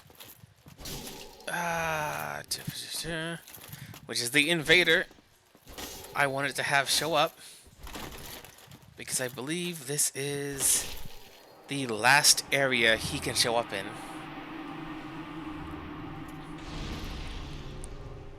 Dark Spirit, Knight Kirk. Good. Spiked shield. We had his sword before. We got that from the depths. And now we have his shield, which... Shield of the infamous Dark Wraith Kirk. Knight of Thorns, covered with spikes. Can be used as a weapon. Sharp spikes cause heavy bleeding. He's a weirdly recurring character who we never get much information on whatsoever, other than he shows up here, and he shows up in the depths on the way to Blighttown. So, what that means exactly, why he's here, it's hard to say. As of right now, all we know is that he shows up deep down here in the underground. Chaos Fire Whip. Oh, and we also got a catalyst from that Daughter of Chaos. Catalyst of the Witch of Izalith long ago, when her daughters were still flame witches, before they were engulfed by the Chaos Flame. Before the birth of pyromancy, their wands were mediums for sorcery, but knowledge of this flame sorcery has long since vanished. So, as Quayla had mentioned, her sisters and Mother had been consumed by the Chaos Flame.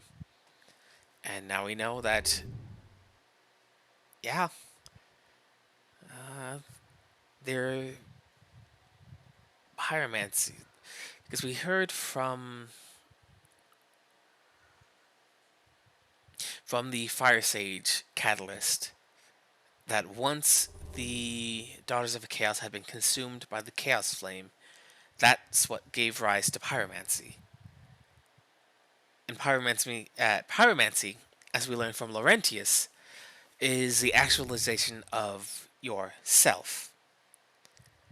So the shift from using catalysts to cast their fire arts into drawing from themselves their flame to actualize what is within them and make it something that can impact the world physically.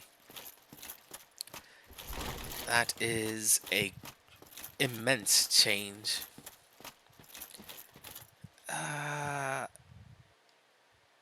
Damn it, I did pass it because that over there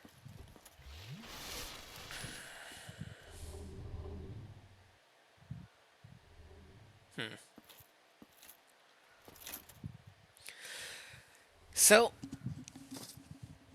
where we are right now, we kind of have hit an impasse. There is a side thing we can do that, honestly, I would have to go look up how to locate this area because I don't remember where in the world it is.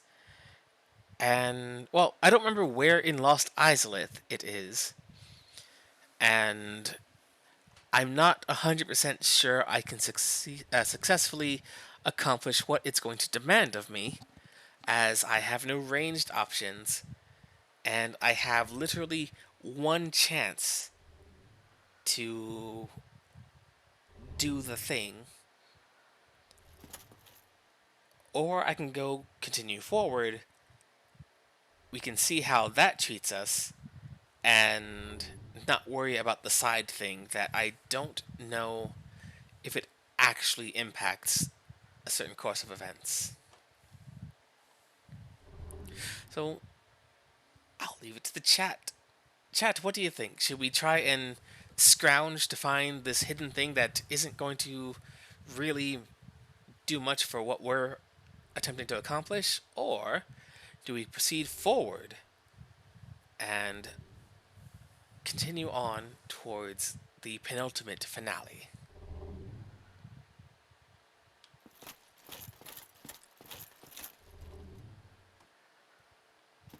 And while we ruminate on that, I'm going to just take a look around a little bit.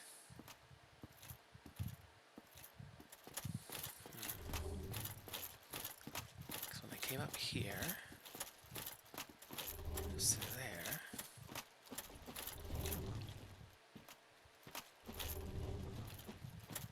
Oh, this might actually be the area I was thinking of. Oh, there we go.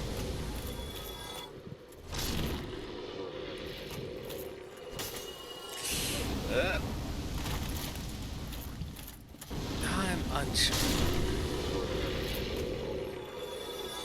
Okay, this is looking more familiar. This might actually be... Okay. Okay, I see, I see.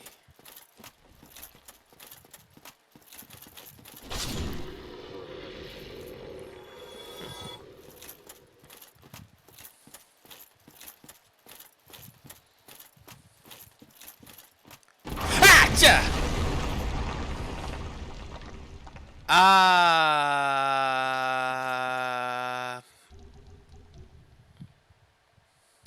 Okay, so, good news, chat. We don't need you to ruminate any longer, as I have, stumbled across the thing I was talking about, not knowing exactly where it would be. Turns out it's right here.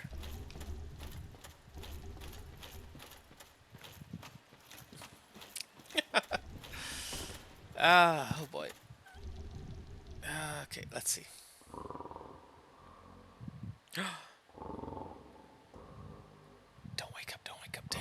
wake up. Don't wake up. Do not wake up. Okay. Okay, this is fantastic. This is great. This is good. This is perfect as oh boy, oh boy, oh boy, boy, oh boy. What can we do? What can we do?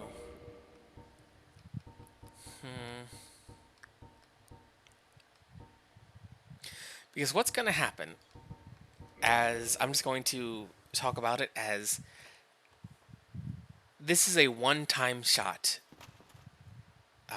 event with Siegmeyer here. If I keep talking to him, he'll wake up, of course. And when he wakes up, he is going to want to run in there and attack these demons.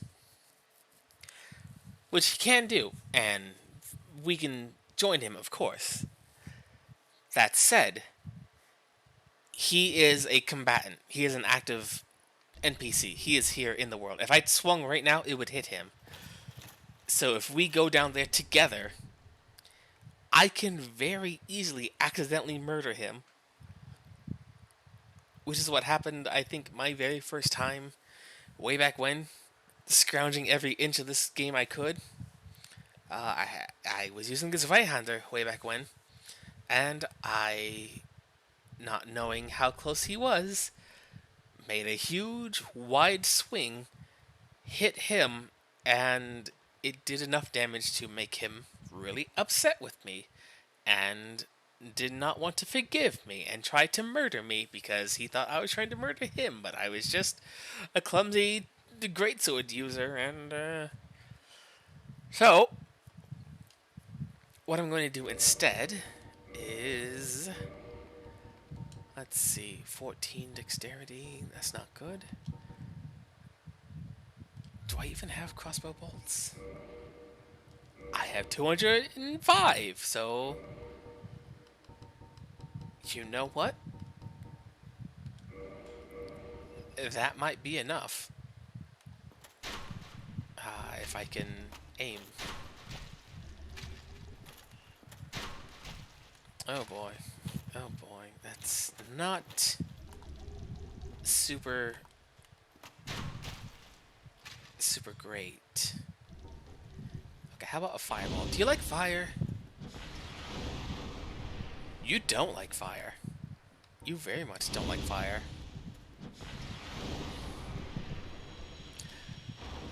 Okay, we have a plan here. So what we're gonna do is make it safe for Siegmeyer to go down there. Where, for Solaire and his happy ending, I'm very conflicted with whether deciding for him is the way to go. Siegmeyer is a fine man. He's good. He's a good, strong man. As dumb as Solaire is, Siegmeyer is worse. He's so much dumber. And he will get himself killed. And we kind of have his daughter out there looking for him. So, you know, we're just gonna try and... Can I...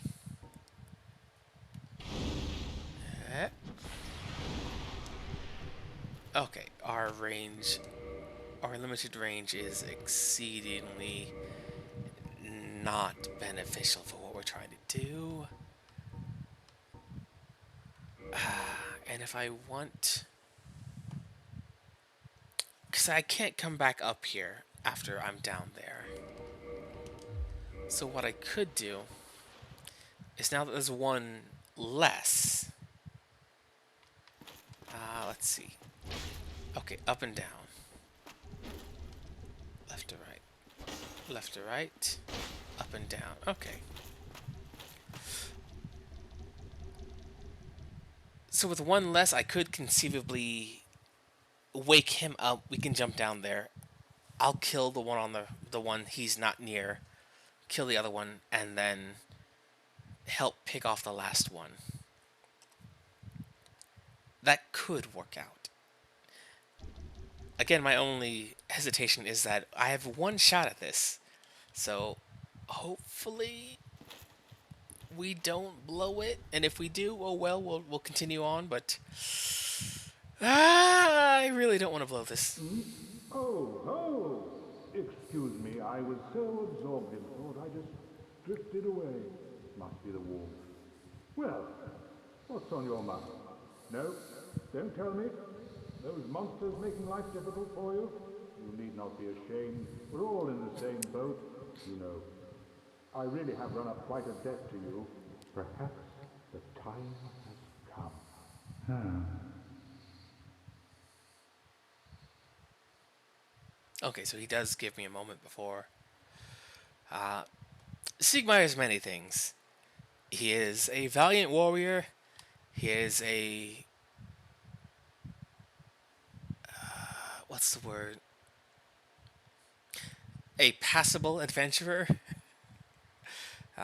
He is someone who is enraptured with the life of being a grand hero. But in practice, he very much needs someone else to do the thinking for him.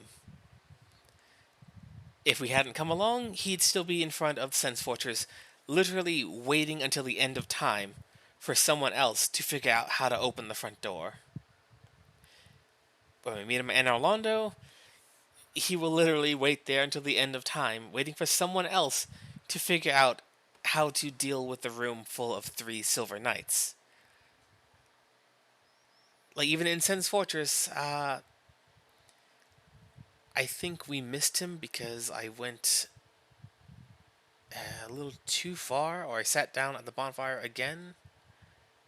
No, that's what it was. I sat down at the bonfire after opening up Sen's Fortress, so he moved from the entrance out to where the boulders come down, and because I sat back down again, he moved from there upwards into Orlando, and had we been able to catch up to him outside where the boulders were rolling down, he would once again be waiting until the end of time for someone else to figure out how to run past the boulders. Siegmeyer is very much a man of action unless he's unsure of how to go about enacting on that desire for adventure and heroism. So long as it requires some kind of planning and foresight, he doesn't really have an answer to that, and will just be lost in his own mind until someone else provides a solution, which, to be fair, is a lot of different kinds of people. Choice paralysis, anxiety, that kind of thing. But for someone who wants to be a grand adventurer, it works heavily against him, as he will inevitably refuse to take any action rather than one that he has not yet thought will succeed. And as he mentioned, he feels he owes a great debt to us, because every time he finds himself stuck in a situation where he can't think of a way through it, we show up and we handle it for him. It's been that way every single time. And here is when he finally, even as he's napping, looking at these demons, he sees fit to want to try and repay the debt he feels he owes. Which, quite honestly, these are things we would have been doing regardless of if he asked us to or not. So it's not really a debt that he owes us. We're just going about our business as a fellow adventurer. Though it's not how he sees it himself, clearly. Friend, I have an idea. A good one, really. I will rush those dire fiends, and you can slip away in the confusion. Please, friend. I owe you much more than this. By the honor of the Knights of Katarina, allow me to assist you. And now, I go. Don't be slow. And he's going. Here we go. Huh. Okay, good. Ah! Oh no! Weapon broken. Okay, good. Ha! Well, that went pretty well. And I didn't kill him this time. But you, didn't you get away? Ow. Well, you saved me, once again. Oh, thank goodness. I'm exhausted. I think I'll have a rest. Oh, don't you worry. The ground below me is my pillow. I'll recover shortly. Literally standing in poison. Oh, God, he's so stupid. He's so stupid. Ah, but worse yet, they broke my sword. So I need to repair this immediately. Ah. It is confusing, though, that he's like... It's like, oh, you should slip away in the confusion. Like, my guy, where am I supposed to go? You think I'm gonna leave you here to your freaking demise? Nah.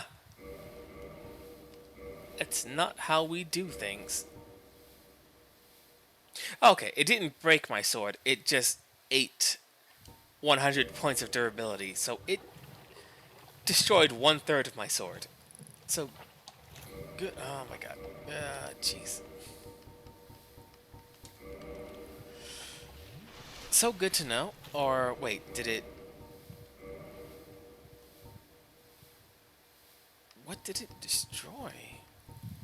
Ah! My pyromancy flame. It destroyed my pyromancy flame durability, which I didn't realize it had. Okay, that's death for sure. Where the... So... Good that it... all things went well. Once again, the fact that I built my character to be so insanely, inhumanly strong. That's what really carried that whole little encounter. The fact that Sigmar also is ridiculously strong himself is super good as well. Because I did not realize he had that kind of strength. Which... yeah, it does add up that like he is a perfectly capable warrior. But just because you're a strong warrior doesn't mean you're a great adventurer. I could definitely see him being like a fabulously important knight in Katarina, but knights tend to follow the orders of the commanders, so they're not exactly completely independent agents, I would say. At any rate, now comes the time that we are most certainly going to use a ring of sacrifice. Because the part that's going to come up pretty soon is an area where it doesn't matter how good you are at the game. It is 100% luck, and the best you can do is try and mitigate what this fight is going to demand from you. Where? How do I... oh no, I fell down from the... okay. Well, since I have to teleport back anyways, I may as well hop on down there and see if there's a way to get up where that demon is over there. Which there might be one.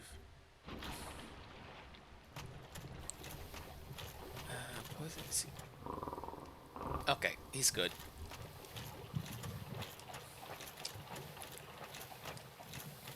So there's a path on the other side. There might be a path on this side. No, that was the side I was already on. So the other side might have a path up.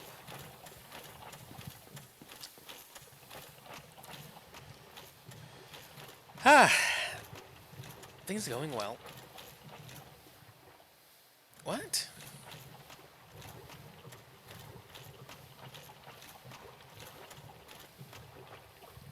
You're a mimic. There's no way you're not a mimic. Oh. You're not a mimic. Red Titanite slab. Which, if I had a fire weapon, would be amazing.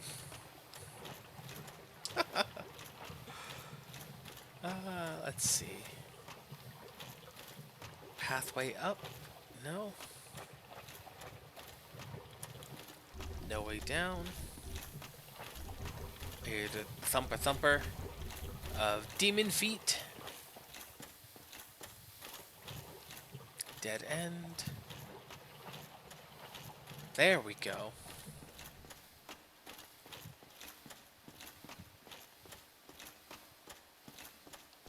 Oh, he jumped down. Right, red Titanite chunk, which does not matter for me because I don't use them.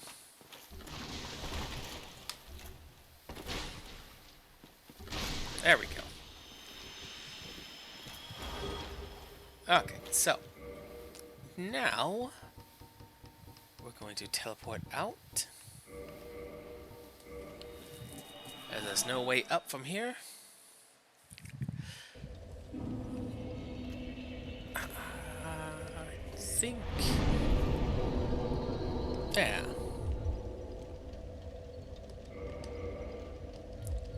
We'll spend 4,000 more just to get where we want to go.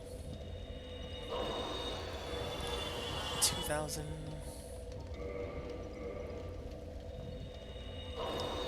2,000. Okay, good.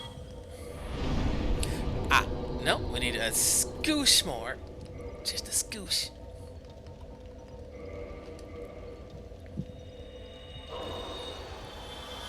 A little overkill, but it'll have to do.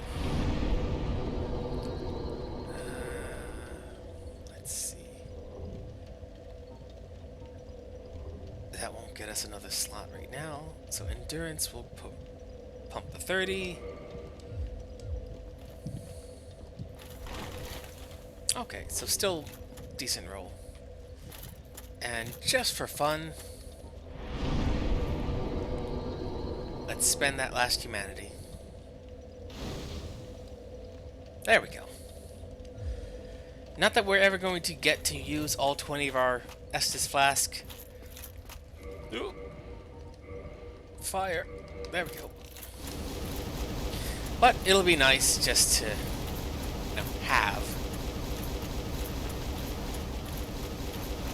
There we go. There we go. May as well.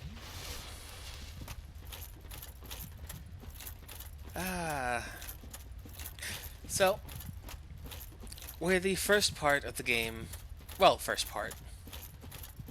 There's two parts, as I mentioned before, that director Miyazaki had formally apologized for in various interviews. The first one being the Enorlando Sniper Knights, who will snipe you into oblivion from, like, 2 states over. The second one is what we are going to deal with shortly. There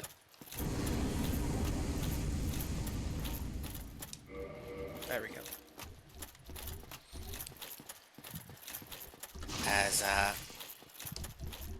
with hindsight, he saw how he may have overdone a certain thing or two. And not in the balanced kind of way, in the kind of way of like, sometimes how in movies, like, the character, the protagonist wakes up and they're like, oh, last night was so crazy, I drank so much. And then they spend the rest of the day sorting out all the misadventures that they had the night previous. This is one of those misadventures.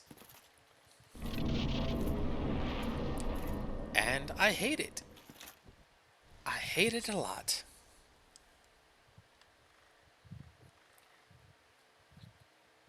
Silence, I guess. There we go. The Bed of Chaos!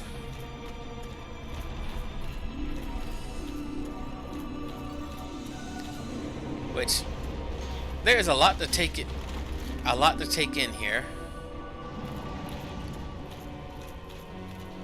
Whilst presently, there's nothing to log on to. Secondly, big shiny thing, but you gotta get deep in there.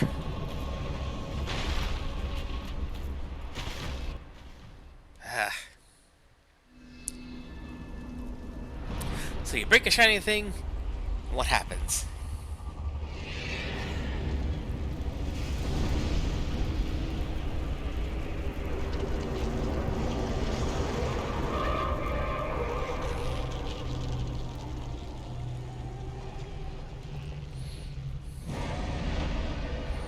That's what happens. Why? What are we looking at exactly? Why is it gotta be this way? I don't know.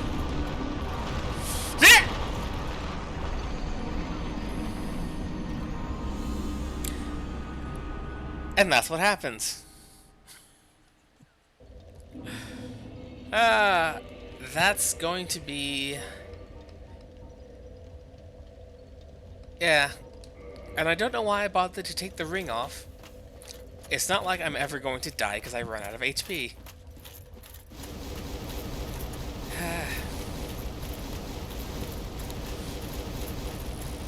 It's not just the whole unknown on top of unknown on top of unknown, as, like, to their credit, you see a giant boss and you can't lock onto it, but you see two glowing orbs of attack here for maximum damage point signaling, which, to be fair, is not a common thing in this game, at least. Most bosses don't have a glowing weak point to Z-target and focus in on. This one does, though, which, to its credit, is a fine gimmick to have for a puzzle boss. Demon Souls before Dark Souls had plenty of puzzle bosses that had gimmicks that were weird and more times fun, less tedious. The Dragon God was one that was, depending on how quickly you could pick up on what it is the boss wants you to do, will determine how tedious it becomes. This one here, though, is 100% tedious, as it doesn't matter if you block the giant hands, because the damage doesn't matter. Thankfully, the boss stays the same way. That said, we now have to navigate these perilous things. Nope. Okay. Come on.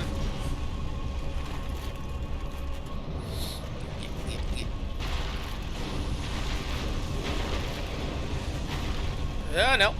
There we go.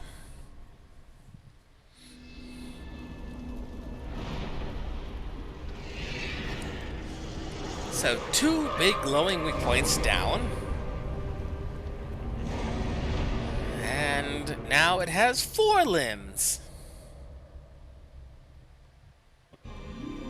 So, what on earth do we do now? get blindsided, it would appear.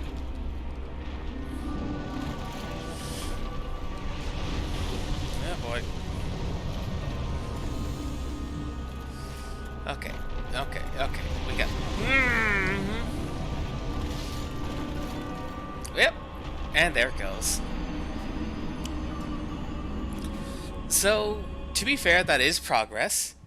Each of those broken restraints, question mark, are permanently broken. But if you had to hazard a guess as to what we're meant to do next, what would you say?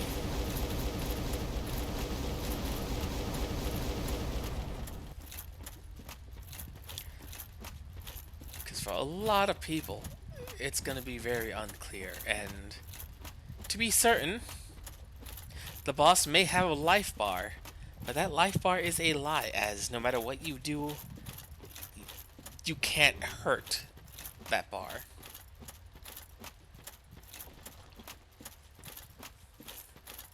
Unless you figure out the puzzle, you can't hurt any of its HP. And that puzzle is 4 randomly flying limbs and a firestorm of randomly placed fire pillars. Each one of those swinging limbs, if one connects and you block it, you best get ready for the next 3 and hope you have enough stamina. And if you don't block it, I hope you enjoy getting stun locked, as you get hit, you stand up again, you get hit, you stand up again, then you die. Or maybe you just get pushed off into the hole in the ground. RNG. Which does not make a fun boss fight. One thing I am surprised is that it's not setting up the firestorms in the tunnel like it used to. Like that. Okay. Blinded by the light.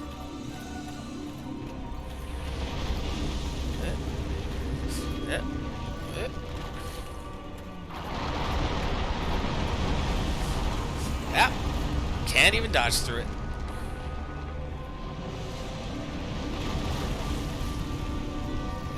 Boy. Well, I'm not standing. Yeah. And even when you know the answer, you might just get swatted out the air anyways.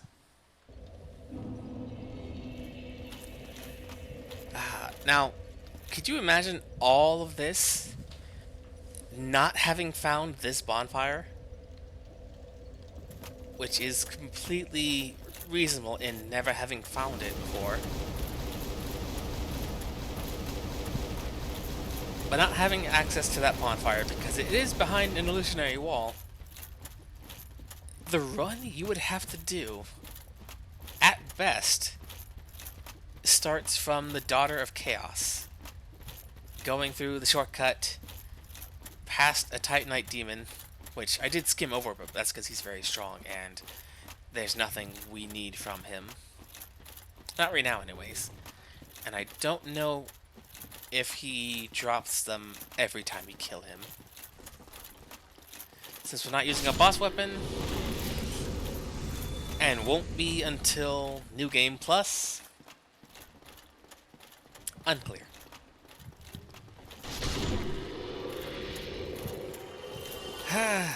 But that run is miserable, and I think it was only playthrough 2 or 3 where I even found that bonfire.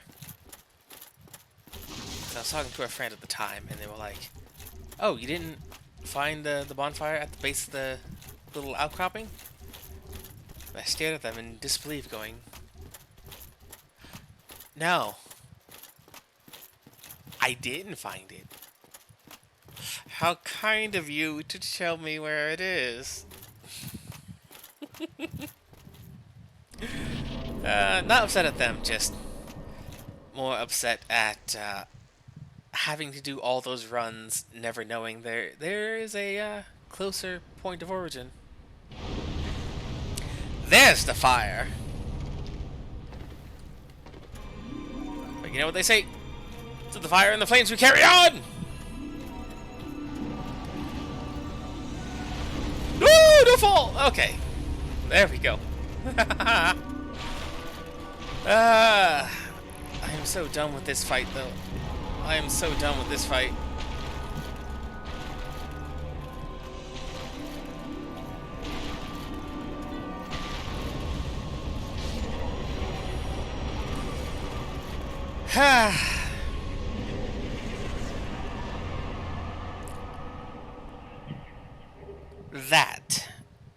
That little maggot grub at the base of the bed of chaos, behind all these brambles and branches, that was the Witch of Izalith.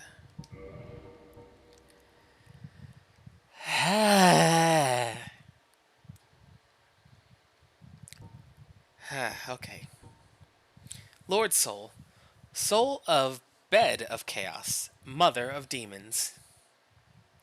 Already right there, we have a discrepancy between what we know and what we are now being informed of.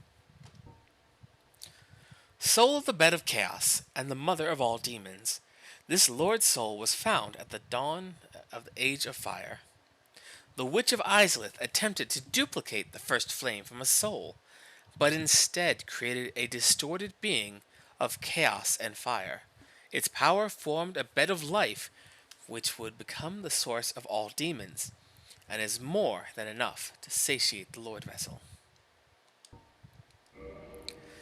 So all these chaos demons, all these mutated,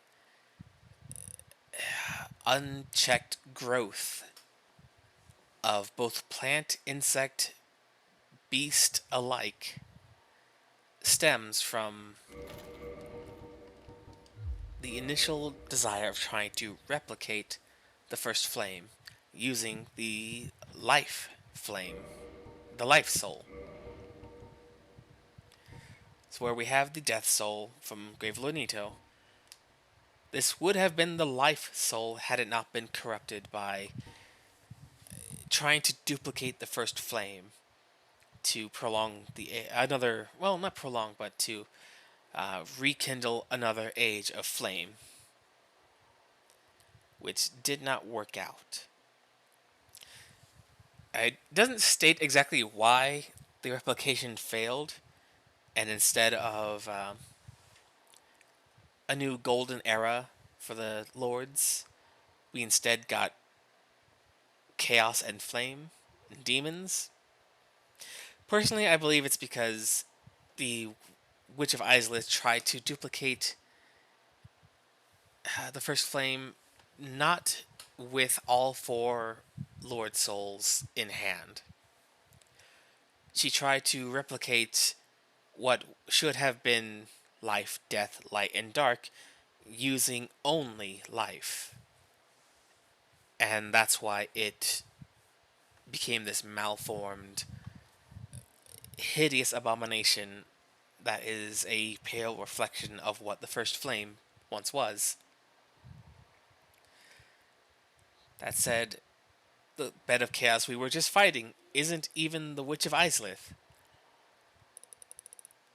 That little insect at the base of it, that was the witch. That's what she became after this failed replication. It's the chaos and fire that engulfed the rest of the Daughters of Chaos, that engulfed the lost I guess just Izalith at the time, and what turned the Daughters of Chaos into Drider-like chaos demons like Quelaag and the Fair Lady.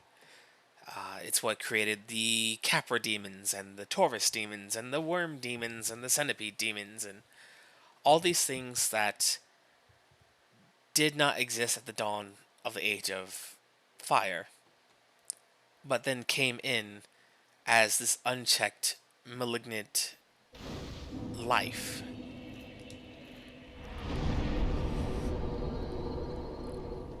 which is kind of what happens when you have all of your power coming from something that can bring life. You kind of end up getting stuck in this loop of all birth, no death, all growth and no decay. Like, it's not a good thing to have happen, as like without the death soul being there to keep the life soul in check, without light or dark being there to help balance out these creatures' essences. Like, they don't have anything except grow, become strong, and multiply. That's why they appear to be such mindless creatures and beings of ultimate destruction, because that's all they know. All they can do is consume, because they don't have any other anything to temper that unrestrained growth. It's like quite literally like a weed.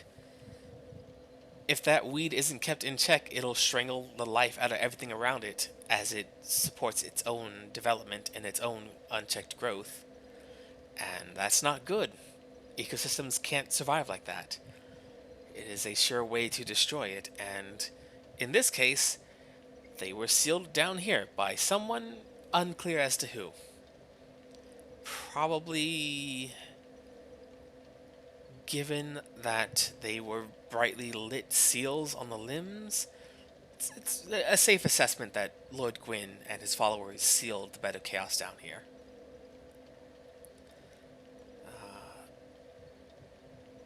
Given the only way in is through two locked doors, one in the depths and one in the Valley of the Drakes, it's pretty well secured, all things considered. But now we have all the souls. We have all the Lord souls, we can satiate the Lord Vessel, we can factually go to the end of the game, but we have the DLC to contend with, which, it's going to be a good time. Let's see. For now, we met Sigmar. We saved him from himself and his own rash decisions. We killed the Sunlight Maggot.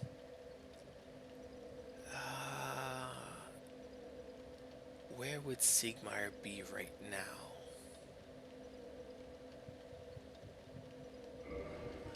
He might be back at the shrine.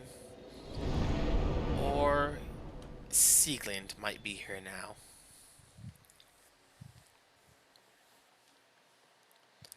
Because I don't believe either one of them would be in Blighttown as of right now. Yes, here we go. Well, hello again. I have finally located my father.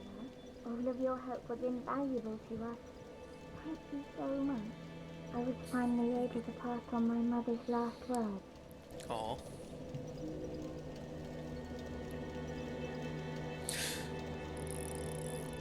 So important note there. For her mother to have last words, she would have to be still human and not cursed with undeath. As, I believe if her mother was undead, she wouldn't have worded it in that way, that, she had last words to give. That said, because we saved Sigmar down in Lost Izalith, at some point after that, while we were taking care of the Bed of Chaos, he, at some point afterwards, met up with Sieglind, who gave the talking to with her father that she came here for, which, on that note, I don't know if Sieglind is human or undead. She never makes any mention of having died, and she never has any mention of being undead. It's highly unlikely that she's not undead, though, seeing as she's able to traverse Lordran and not get eaten by monsters. That said, maybe she's just really strong. Who knows? My father, he went on his final adventure. Don't worry, that's just the way he is, undead or no. Sort of reassuring, really. If he goes hollow, I'll just have to kill him again.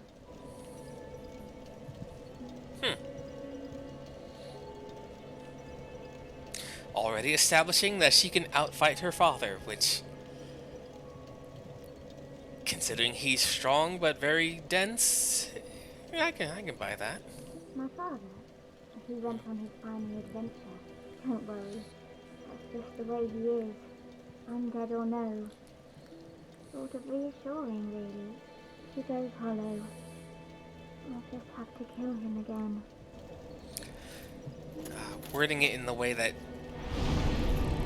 he's off on his final adventure is kind of unclear as to exactly what that means. Whether it means he has finally gone off to what will be his final adventure, or if this whole event has been his final adventure. It's unclear. But I need to find... I guess the closest one would be the Stone Dragon. Which I would have thought that the Ash Lake would have had its own bonfire teleport, but... oh well.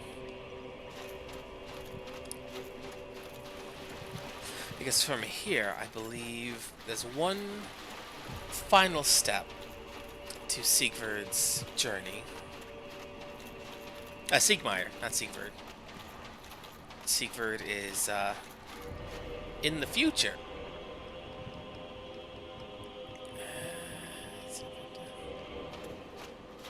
Which, the fact that not only Katarina exists until Dark Souls 3, and the line of Sieg also exists until then, it's nothing short of miraculous.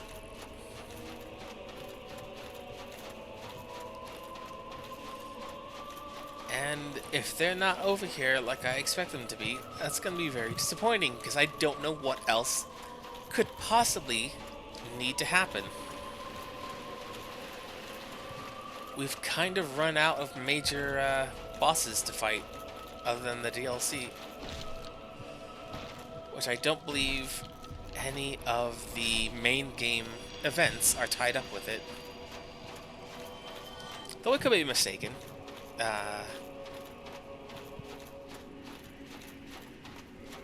I don't think they are, though. Like, as of right now, I don't believe there's anything left I can do in the base game that will alter characters' any of their their storyline quests. And if they aren't down here,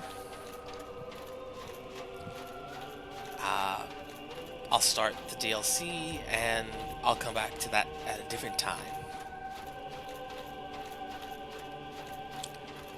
I hope they are, though. They should be. At any rate, we've got some clams to bash.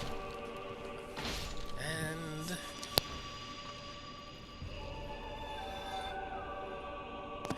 oh, just a moment there. Oh, there we go.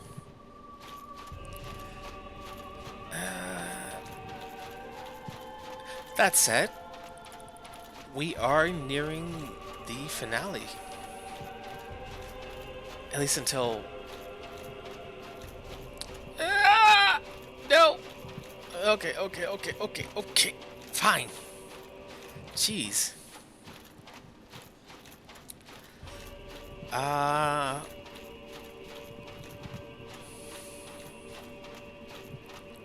to get too ahead of where we are right now, but eventually I do want to play through Dark Souls 2, which, while it gets a lot of guff, has its own merit, which is fine. Uh,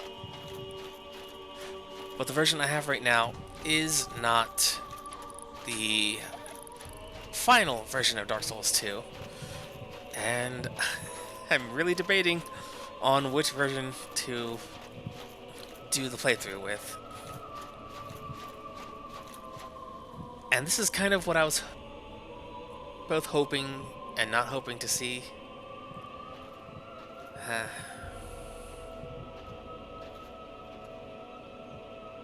My father, all hollow now.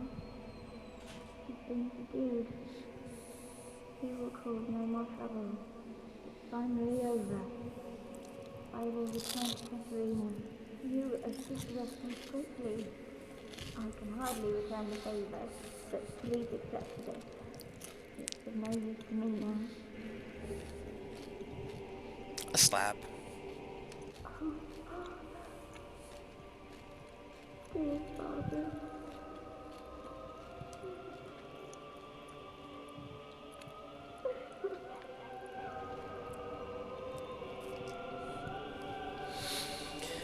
So a lot to unpack here.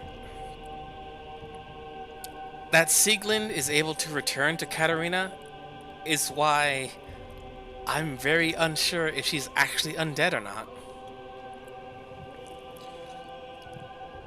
That said, though she has killed Siegmeyer, her father, he is factually undead. So the fact that he's not getting up right now just means that he has gone fully hollow. And like many of the other hollows we see, because every quote-unquote corpse that we find that to pull souls off of is just a hollow that has long since given up the will to even get up again and start moving around.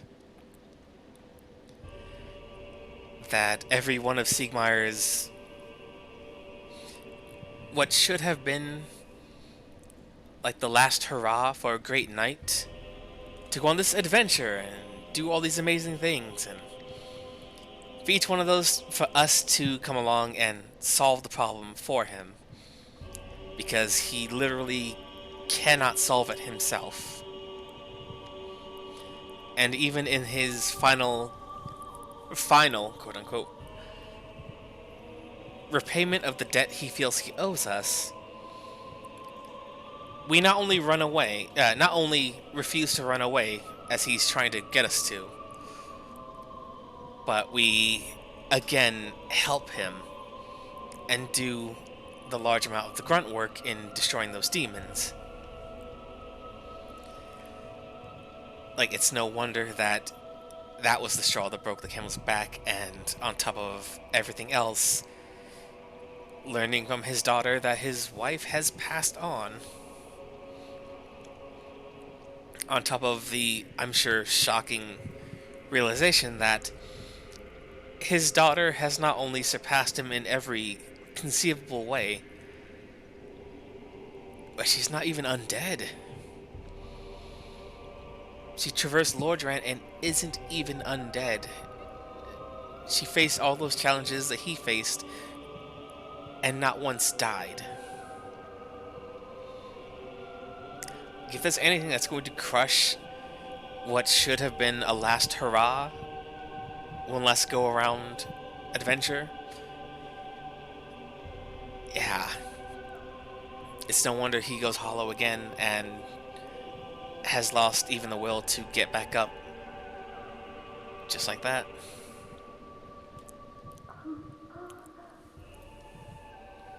Dear father.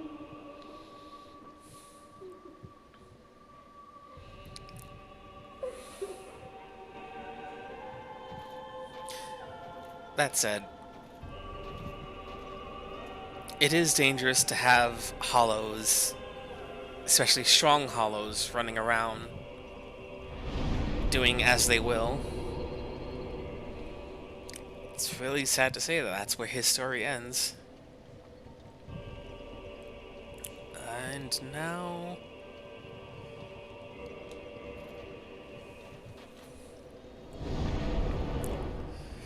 now we have a few things we still need to accomplish.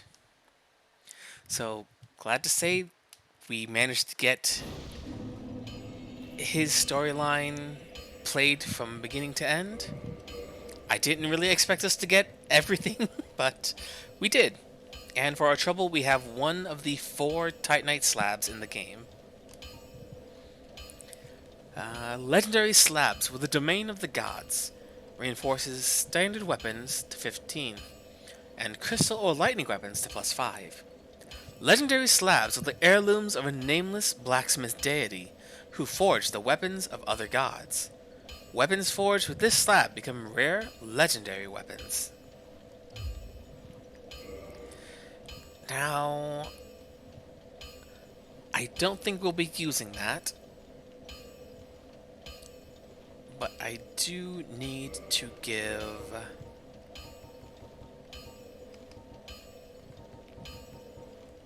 I almost hit the wrong bonfire.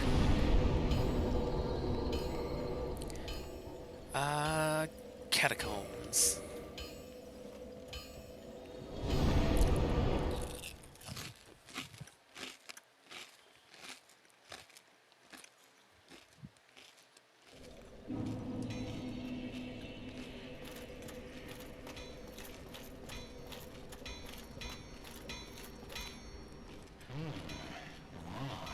Is that an ember from New Londo?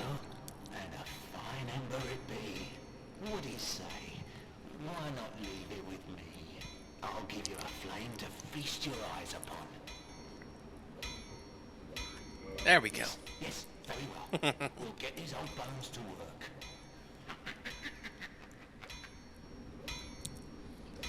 Let's see, modify equipment. Not much we can really do with that.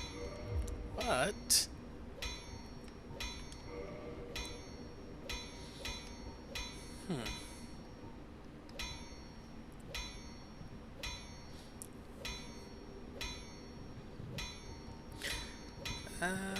we could...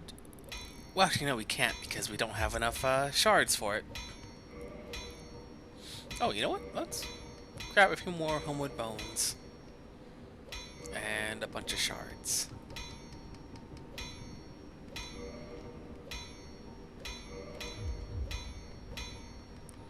And let's reinforce...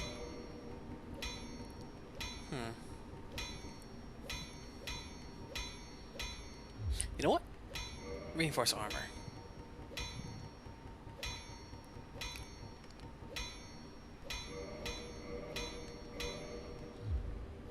Anything else? I told you I have nothing to discuss. If I have anything to offer, it's my smithing and nothing more. Speaking honestly, I must say that I'm at my very limit. There's no more work to be done. Unless I have the flame of that legendary witch. But that will require a visit to Lost Isolith.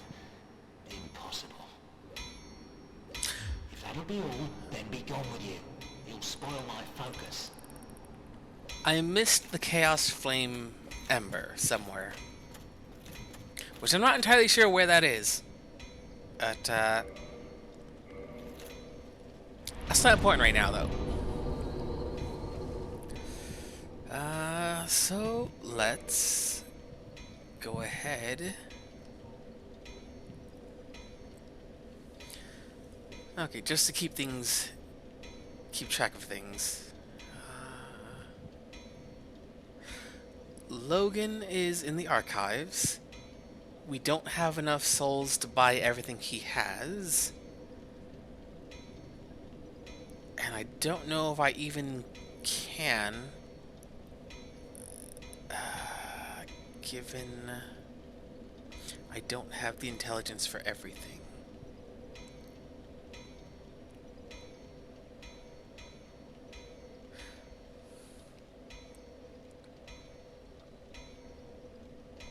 If anything, I might do a sorcery run as well, just so that we can get all the information from that. And like a faith run would also be really fun as well, because the whole thing with Rhea and missing all of her dialogue and her miracles entirely because I misremembered uh, where people would be in order to do what they do. That said, if I do either one of those two, it'll be further down the line. We'll revisit, especially since the first video got lost to data corruption. So, all the more, it'll be fun to look back on how far we've come since then, and where we're going, and where we'll be. But that's for later. For now, we need to go satiate the Lord Vessel. And once we know for sure that we can progress to the next step in everything, we will go and do the DLC.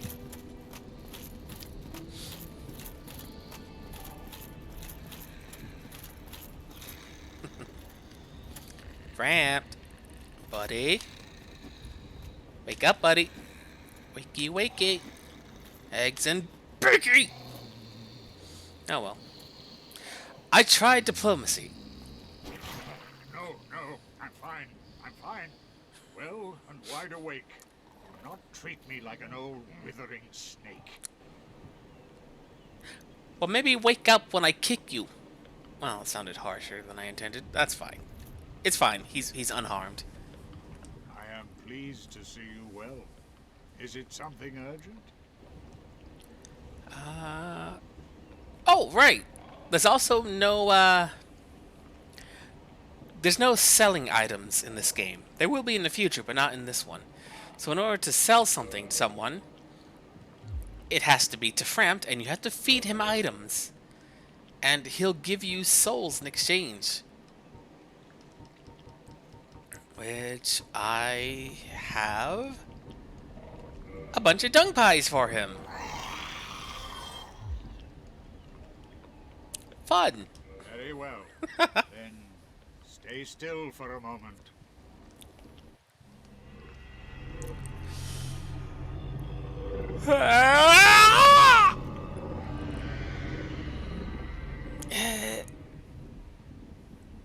Yeah.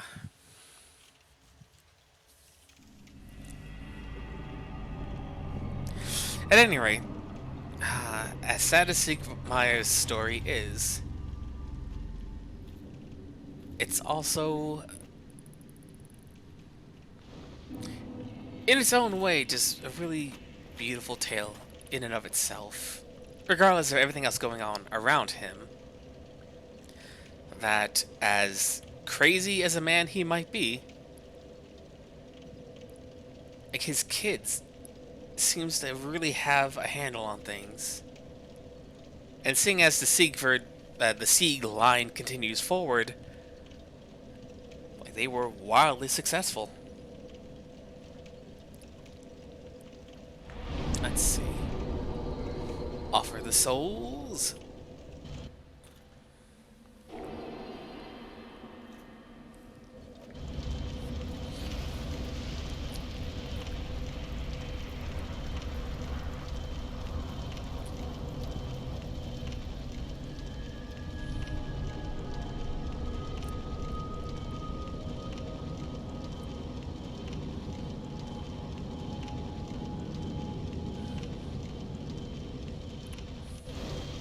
Fantastic. So, the way is now open. So once we deal with the DLC, then we can move forward and really learn what it means to replace Lord Gwyn.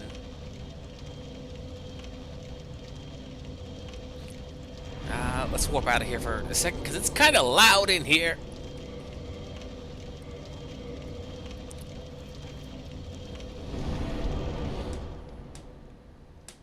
Because just as a recap, which I like to reiterate just for my own presence of mind, as well as those who may not be aware as of right now, this moment. We set out from the asylum, which which is someplace we can also go back to. Because there is a thing in there I should probably pick up before anything else. Anyways, setting out from the asylum, we're told, oh, to find out the fate of the undead, ring the Bell of Awakening. We get to Lordran, Land of the Lords, and learn there's 2 bells. We ring 2 bells. That opens up Sen's Fortress, a proving grounds for undead and hero. Well, not undead. A proving ground for heroes, which gains us access to Anor Londo, which defeating the Guardians of the Princess allows us to talk to Princess Guinevere, Goddess of Sunlight, who we then find out was there set in place along with Frampt. Oh, that's right, I did skip over Frampt, didn't I? The bells woke up Frampt, and he told us to go to Anor Londo, City of the Gods. And he told us that our grand illustrious fate as the one and only chosen undead will be espoused upon by the Goddess of Sunlight. And it's getting to Guinevere, the Goddess of Sunlight, and Princess Guinevere, Goddess of Sunlight. She's the one who tells us that as chosen undead, it is up to us to place the Lord Vessel, get the Lord Souls from each of these legendary figures, satiate the Lord Vessel by placing them inside, opening up the seal underneath Firelink, and succeeding Lord Gwyn, and replacing him as the god of the Age of Fire, to maintain and persist in this era of light, of life, of death, and the age of the gods, essentially. But while we do deal with the Witches of Chaos, we deal with Gravelord Nito, First of the Dead, we will go on to see Lord of Sunlight Gwyn. There's still the ever-present, but seldom spoken of, Dark Soul. The Dark Soul that was not requested for by the agents of the Soul of Light. The Dark Soul that, as of right now, no one really knows where it is anymore, as that knowledge has long since passed, as the furtive pygmy, so easily forgotten, was the one to pick up and claim the Dark Soul. Which is linked hand in hand with the Dark Sign. The Dark Sign signifies an accursed undead. Those branded with it are reborn at the death, but will one day lose their mind and go hollow. And within us is humanity. A rare, tiny black sprite found on corpses. This black sprite is called humanity, but little is known about its true nature. If the soul is the source of all life, then what distinguishes the humanity we hold within ourselves? The stuff that literally makes you who you are as a human is represented by these items I have 7 of in my pocket, and twins that I have 3 of. This is the stuff that makes you human. This is the stuff that makes you who you are. As souls, they grant life, but to be human, you require humanity. And as of right now, we don't really understand what these are and why they can just be picked up off the ground or ripped out of someone else's still beating heart. Which,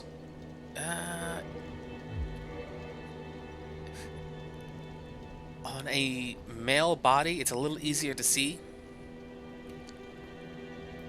But right above the heart is a twisted knot of flesh. On the male undead hollowed body, it's a lot easier to see. And in fact, we might be able to go find one downstairs. Or, no, because they wear shirts. Yeah. Well, it's hard to get a good look at, but in later games, specifically Dark Souls 2, which may or may not be relevant, that knot grows even bigger and is viewable on both sides of the body, front and back. Hollowing in that game is also infinitely more present, and for better or worse, is cumulative, as you will eventually start to literally lose your health bar because you're just that hollowed out. Which is going to be great for the future, but for now. We still don't know really what it means to replace Lord Gwyn. We do know that with as immensely powerful as he was, the strongest and greatest of all the gods, of all the lords, someone who was able to split apart the soul of light into so many fragments as to give his 4 knights each a piece, as well as grant Seath a huge chunk, with which he did whatever it was he did with that, kidnapping maidens and experimenting on them. Also giving a large portion to the 4 kings, and he's still been able to have enough power to maintain the Age of Fire. Which is immensely powerful, but like, it begs the question, how long can this actually hold out for? Gwyn needs a replacement. That's our purpose, insofar as we were told, to replace Lord Gwyn. So my thoughts immediately go into, if as powerful as he was, Gwyn needed to be replaced over time? What's going to happen when we need to be replaced? There's no more Lord Souls. They were already spent. When we have already amassed so many souls to make us as powerful as we are currently, does that power even begin to hold a candle to what Gwyn had at the time of his creation of the Age of Fire? Like, entropy only goes like down. Like, there's not enough to keep the fire going, you know? But stuff like that makes me have doubts as to whether or not maintaining this wheel is the correct choice. But as of right now, we don't have enough information to really make a judgment call as to whether what we're doing is the right thing and what other options we even have. But that is something that in every playthrough, I love thinking about that whole prospect of what is the right thing to do. Should we cling to what is a broken system simply because it works well enough? Simply because it's all we know for right now? It's like we don't really have much in the way of knowing what life would be like without the Age of Fire being maintained and run. Granted, for humans, it's kind of a raw deal, as the gods run the world right now. Well, ran the world. Anolondo has long since been abandoned. Guinevere is gone. Gwendolyn is gone. Whoever the god son of Gwyn was that lost the annals of history and was stripped of his deific status he's long since gone. So if we maintain the Age of Fire, who are we maintaining it for? Is it for mankind? Because as it stands, the gods are kind of all but spent. And as it stands, humankind's not looking too great right now.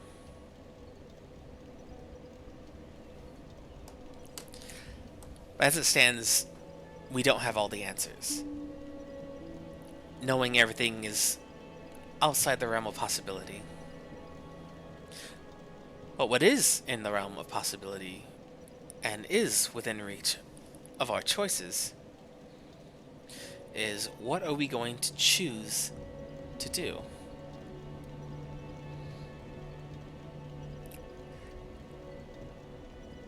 And that's the most fun of all. In my opinion, at least. For now, though, we have had a hell of a ride. And we accomplished a great many things today. And next time, all that's really left, aside from the end of the game, is the DLC. Which, given how insane that can be, maybe more than a couple episodes worth of stuff to do, as I'm unsure as to how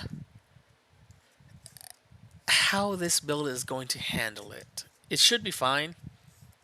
I've kind of made this run fairly idiot-proof. But yeah, for everyone here, for those who stopped by, thank you. I greatly appreciate it. This is everything I would have wanted to do and more.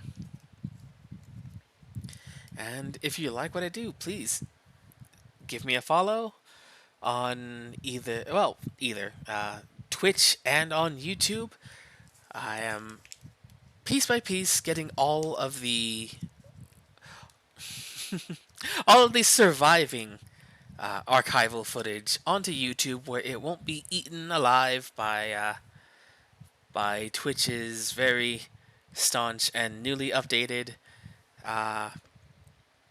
storage policies, where things used to hang around for a couple weeks. Now they only hang around for one, and after that 1 week, they're gone. We have lost a few videos to that, but all the more reason to get things onto YouTube. On top of that, if you want to help with what I do, sending a follow will definitely get things started. When we hit affiliate, we will have much more wiggle room as to how much we are able to do, how much we can bring to the show, and how many things we'll be able to hang around without being eaten by the VOD vermin. Yeah, we'll call them that.